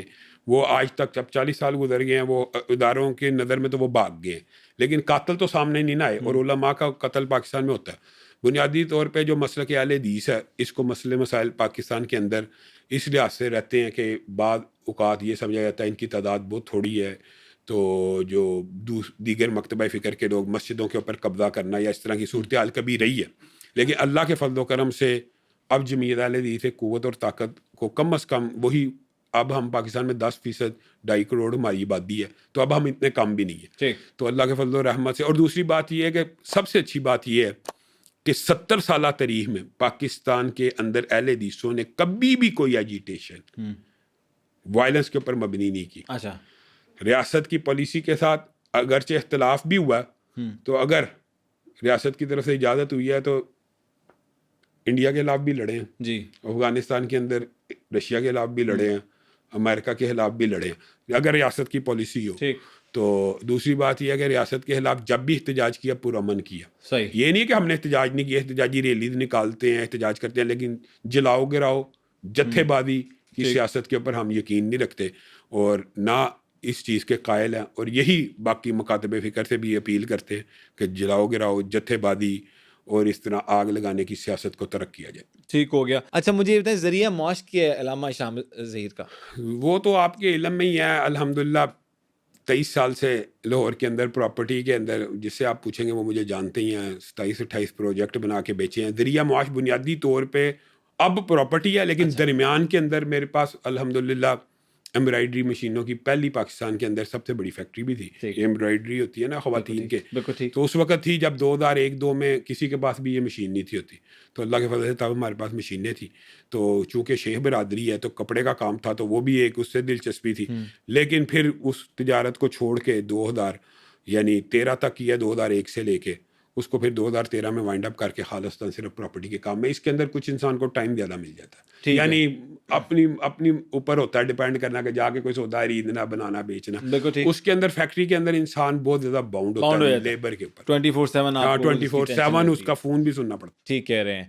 اب مجھے یہ بتائیے گا کہ آپ ایک جماعت چلا رہے ہیں, ایک آپ کے بھائی کی بھی جماعت ہے, تو یہ کیا بھائیوں میں یہ کیا چکر ہے کہ دونوں نے الگ الگ جماعت کیوں بنائی, اس کی کیا وجہ ہے؟ بنیادی طور کے اوپر یہ جو جمعیت اہل حدیث پاکستان ہے, اس کے بانی علامہ احسان اللہ دیر شہید تھے, اور اس لیگیسی کو جو بڑے بھائی ہیں انہوں نے 2006 سے لے کر 2018 تک چلایا. اس کے بعد ساجد میر صاحب کے ساتھ صلح ہوگی تو انہوں نے جمعیت اہل حدیث کو ضم کر دیا تھا. تو جمعیت اہل حدیث کو پھر میں نے 2022 میں دوبارہ بحال کیا. تو جمعیت اہل حدیث کی سیاست سے انہوں نے یعنی کنارہ کشی اختیار کر لی ہے. ہر بندے کا اپنا رائٹ ہوتا ہے کہ وہ ان کی اپنا سوچ و فکر ہے. وہ ایک الحمدللہ دینی تبلیغی اور سیاسی جماعت انہوں نے بنائی ہے قرآن و سنہ موومنٹ کے نام سے. اچھا. یعنی وہ مسلکی نام کی بجائے انہوں نے اس کو وسیع اپنے طور پہ سمجھا ہوگا کہ جو وہ بہتر سمجھتے ہیں. لیکن چونکہ یہ آپس میں آپ کے اختلافات تو نہیں جماعتوں کے, مطلب کہ ان کی جماعت الگ ہے, میری جماعت الگ ہے, اختلاف کیا اور کیا اختلاف, یہی لوگوں کے لیے بہت بڑا اختلاف ہے جیسے آپ کے نظر میں ہے. تو جمعیت اہل حدیث جو مسلک اہل حدیث کی جو نمائندہ جماعت کے طور پہ یا اس مسلک کی نمائندگی کے لیے میں نے اس کو اختیار کیا. یعنی میری سوچ فکر آپ یہ سمجھ لیں کہ مجھے اس کو آن کرنے میں کوئی وہ ہچکچاہٹ نہیں ہے کہ میں مکتبہ فکر اہل حدیث کا نمائندہ ہو سکتا. وہ یہ قرآن و سنت بھی ہوتا تو مکتبہ اہل حدیث ہی ہے. تو لیکن بات یہ ہے وہ بہتر سمجھتے ہیں کہ انہوں نے اس راستے کو اختیار کیا, میں نے اپنے والد صاحب کی جماعت کو لے کے چلا. ورنہ وہ بھی اس جماعت کے تقریباً 12 سال تک اس جماعت میں کام کرتے رہے ہیں, لیکن اب الگ ہو گئے, الگ کر لیے. اچھا آپ نے علامہ صاحب گاڑیاں کتنی رکھی ہوئی ہیں؟ میرے پاس الحمدللہ 2 گاڑیاں. اور وہ کون کون سی ہے؟ ایک ٹویوٹا کرولا اور ایک کیا سورینٹو. اچھا کوئی لینڈ کروزر وغیرہ نہیں آپ کو شوق؟ انشاءاللہ لے لیں گے وہ بھی. تو سعودیہ میں بھی کہا جاتا ہے کہ کوئی کنسٹرکشن کے بزنسز ہیں آپ لوگوں کے. وہ تو ابھی سبیل جو ہے وہ وہاں پہ بنا رہا ہے کمپنی. ابھی تک ہم نے وہاں پہ کنسٹرکشن نہیں کی. اچھا. سعودیہ میں ابھی تک نہیں کی, لیکن آگے مستقبل میں ارادہ ہے. بھانجا اصل میں ڈاکٹر سبیل اکرام. فیملی کی ظاہر زیادہ انویسٹمنٹیں مشترکہ ہوتی ہیں, تو انشاءاللہ اگر سعودی عرب میں کوئی پروجیکٹ بنانے کا ارادہ ہوگا تو دنیا کو پتہ لگے گا, اس کو آن کریں گے. یعنی آن دی ریکارڈ ہوگا, کوئی ڈھکا چھپا نہیں ہوگا. ظاہر بیچنا نہیں ہے. ٹھیک ہے, obviously مارکیٹنگ آپ کی ویسی تو پھر مارکیٹنگ ہوتی ہے تو آپ کے سامنے وہ سر عام بیچ رہا ہے, کوئی چھپ چھپا کے تو نہیں بیچ رہا. بالکل ٹھیک کہہ رہے ہیں. تو علامہ صاحب آپ کو ویسے فارغ ٹائم میں کیا شوق ہے, مطلب کیا اپنی ایکٹیویٹی رکھی ہوئی ہے؟ فارغ ٹائم اول تو ملتا نہیں ہے کیونکہ بہت زیادہ ایک دیکھیں مطالعہ ایک مسلسل جاب ہے. جب جس بندے نے جمعہ پڑھانا ہے وہ ایک جمعہ بھی ریپیٹ نہیں کر سکتا پرانا. ٹھیک. نیا سے نیا مطالعہ کرنا ہوتا ہے. پھر اس کے بعد ایک پولیٹیکل جماعت بنائی ہوئی ہے اور وہ مذہبی جماعت بھی ہے. اس کے سارے پھر کاروبار کرنا ہے, پھر جو اپنے کاروبار کے لیے بھی اسپیشل ایک ٹائم ریکوائرڈ ہوتا ہے. تو میں تو بہت زیادہ مشکل میں مینیج کرتا ہوں. یعنی ہفتے میں 7 دن ہوتے ہیں تو ایسے لگتا ہے جیسے ایک دن میں گزر گئے. تو ٹائم کے پیچھے بھاگنے والی سچویشن ہوتی ہے. آپ جیسے دوستوں کو بھی ڈیل کرنا ہوتا ہے، پھر اس کے علاوہ فیملی کی شادیاں ہوتی ہیں، ملنا پھر ملانا۔ اچانک فون آ جائے کوئی کارکن کا کہ جنازہ ہے، کوئی اچانک مسئلہ پڑ جاتا ہے تھانے کورٹ کچہری کا، تو یہ ایک بڑا مشکل کام ہوتا ہے، بہت مشکل اور بہت ٹف جاب ہے. لوگ یہ سمجھتے ہیں کہ یا شہرت ہو گئی ہے یا دولت آ گئی ہے تو یہ آسان ہوتا ہے، یہ ایک بڑا ٹف جاب ہوتی ہے، ٹھیک. اور ہر وقت ٹائم کے پیچھے بھاگنا ہوتا ہے. اور اس میں سب سے زیادہ جو ہوتا ہے نا وہ رشتہ داروں کی ناراضگیاں ہوتی ہیں کہ آپ کو کیا بتاؤں کہ بڑے بڑے قریبی رشتہ داروں کی کئی دفعہ شادی اٹینڈ نہیں ہو پاتی، صرف جماعتی جلسوں کی مصروفیات کی وجہ سے ایکٹیویٹی، وہ پھر ناراضگیاں بھی ہوتی ہے. اور دوسری جو سب سے بڑی بات ہوتی ہے نا جو لوگوں کو شاید اس ایکٹیویٹی میں پتا ہے، نیند ڈسٹرب ہوتی ہے، نیند نہیں انسان کی پوری ہوتی ہے. میں کئی دفعہ سوچتا تھا، میں جب چھوٹا تھا نا، میں اسمبلی میں دیکھتا تھا یار یہ اسمبلی کے ممبر اسمبلی میں بیٹھ کے سو رہے ہیں. اب اندازہ ہوتا ہے کہ وہ کیوں سو رہے ہیں، کیونکہ نیند نہیں پوری ہوتی، نیند پوری کرنے کا موقع ہی نہیں ملتا. تو جو سب سے بڑی لگژری ہے، پکچر لگا دیتے ہیں کہ دیکھیں قوم کے نمائندے سوئے ہوئے. ہاں یہ جو بات ہے نا، یہ لوگوں کو اصل صورت کا نہیں پتا. لیکن میں آپ کو بتاتا ہوں، آپ نے پوچھا نا، تو سب سے بڑی جو لگژری ہے نا، وہ ایسے لگتا ہے جیسے سونے کا اگر ٹائم مل جائے تو یہ سب سے بڑی لگژری، سب سے بڑی لگژری آپ کے لیے بھی نیند کا پورا ہونا ہے. اچھا مجھے یہ بتائیں، بچپن میں بھی آپ کا دین کی طرف یہی رجوع تھا یا ایک رجحان ہوتا ہے نا کہ یار میرا شوق ہے، یا اب یہ پھر بنیادی طور پہ چونکہ فیملی ہی مذہبی تھی، گھرانہ ہی مذہبی تھا، میرے دادا نے اپنے بچوں کو عالم بنانے کا ارادہ کیا. مذہبی گھرانوں کو جانتا ہوں بٹ بچے ان کے بڑے ہاں لیکن چونکہ بس یہ بھی اللہ کی طرف سے ہوتا ہے، تو اللہ کے وجہ سے مذہبی سوچ فکر شروع سے تھی. لیکن یہ ضرور تھا ذہن میں کہ جو عصری علوم ہے، دینی تعلیم کے ساتھ ساتھ ان کو بھی حاصل کرنا ہے. وہ جب دور تھا نا 2000 کا، ظاہر ہے ماسٹر میس کمیونیکیشن میں پنجاب یونیورسٹی میں داخلہ لیا نا، تو اس دور میں نا میرا رول نمبر 1 تھا پی ایچ ڈی میں، ایم اے اسلامیات کے ڈپارٹمنٹ میں. اچھا. لیکن وہ دور تھا ایم اے کرنے کا، تو ایم اے کا شوق چرایا، 1 کیا 2 کیا 3 کیا 4 کیا، اس کے پیچھے پڑ گیا، LLB کر لیا. تو بعد میں اب جب ہمیں اس دور میں آئے تو ہمیں پتہ لگا یار 5-7 ایم اے تو کوئی چیز ہی نہیں، پی ایچ ڈی اصل چیز ہے. پھر ایم فل کیا، پی ایچ ڈی کی ہے. اچھا ماشاءاللہ پی ایچ ڈی کمپلیٹ ہو گئی. ہاں الحمدللہ، تھیسس جمع وائوا ہونا ہے. Very nice very nice. اچھا کبھی آپ کی جذباتیت کی وجہ سے یا آپ کا ایک سخت لہجہ جو آپ سمجھتے ہیں، لوگ بھی یہ کہتے ہیں کہ ڈر ہی لگتا ہے، کوئی یہ اب آپ میرے سے مل چکے ہیں، اب آپ کو پتہ لگے گا اصل میں کتنا سخت. نہیں بالکل ٹھیک کہہ رہے ہیں. الحمدللہ میری عمر 47 سال ہے ماشاءاللہ، میرے پہ آج تک مکھی مارنے کی FIR بھی نہیں ہے. کیا بات، آپ چیک کر سکتے ہیں تھانے میں.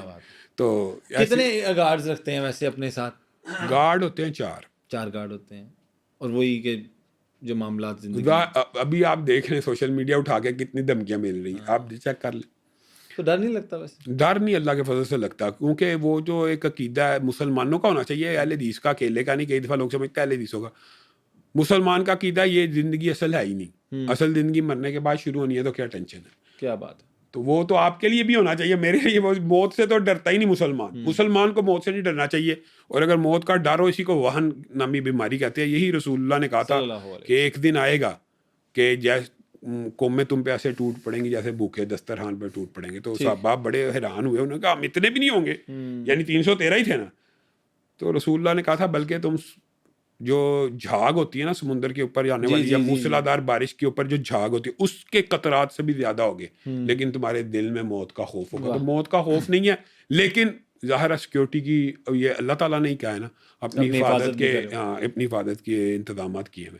علامہ صاحب آخری سوال، زندگی میں 47 سال کی عمر میں کوئی ریگریٹ، دل میں کوئی بوجھ، کوئی ایک چیز کی خواہش کہ یار یہ ہو جاتا؟ بس یہ تو آپ کسی بھی عالم دین یا طالب علم سے، میں تو طالب علم ہی اس کو سمجھتا ہوں. نہیں سارے سمجھنا بھی چاہیے سر. طالب علم جو ہوتا ہے نا، وہ اس کی زندگی میں ایک ہی ریگریٹ ہوتا ہے کہ کاش میں مزید دین کی تعلیم حاصل کر لیتا، کاش میں مزید دین کو پڑھ لیتا، کیونکہ اصل علم وہی ہے جو اللہ اور اس کے رسول نے بیان کیا.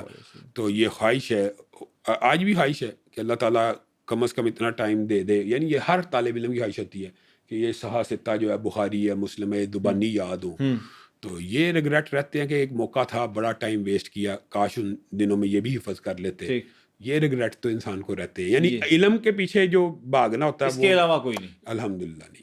الحمدللہ. باقی آپ نے ہر چیز جو ہے اللہ تعالیٰ کے مطابق اللہ تعالیٰ نے نوازی ہوئی ہے. اللہ کا شکر ہے، اللہ کا احسان. علامہ ہشام ظہیر صاحب، بڑا اچھا لگا آپ سے گفتگو کر کے، اور جس طرح سے آپ نے تحمل سے اور جس طرح سے عاجزی سے آپ نے جواب دیے. ہوتا ہوں میں تحمل مزاج ہی، میڈیا کے اوپر جو کلیئر کر رہے ہو نا، ہوں میں تحمل مزاج نہیں، لیکن میڈیا کے اوپر جو پورٹریٹ ٹھیک ہے میں دیکھنا کرتا گیا. تو اسی کے ساتھ میں کہتا ہوں اس پروگرام اور اس پوڈ کاسٹ کا اختتام کرتے ہیں. بہت شکریہ ونس اگین آپ کی ٹائم کے لیے شکریہ, اور جس طرح سے آپ نے ساری باتوں کو ایکسپلین کیا اور بتایا لوگوں کو, آڈینس کو بھی خوب انجوائے کیا ہوگا آڈینس نے بھی اس پروگرام کو, اس پوڈ کاسٹ کو, اور امید کرتے ہیں کسی نئے ایپیسوڈ میں کسی نئے گیسٹ کے ساتھ دوبارہ سے حاضر ہوں گے.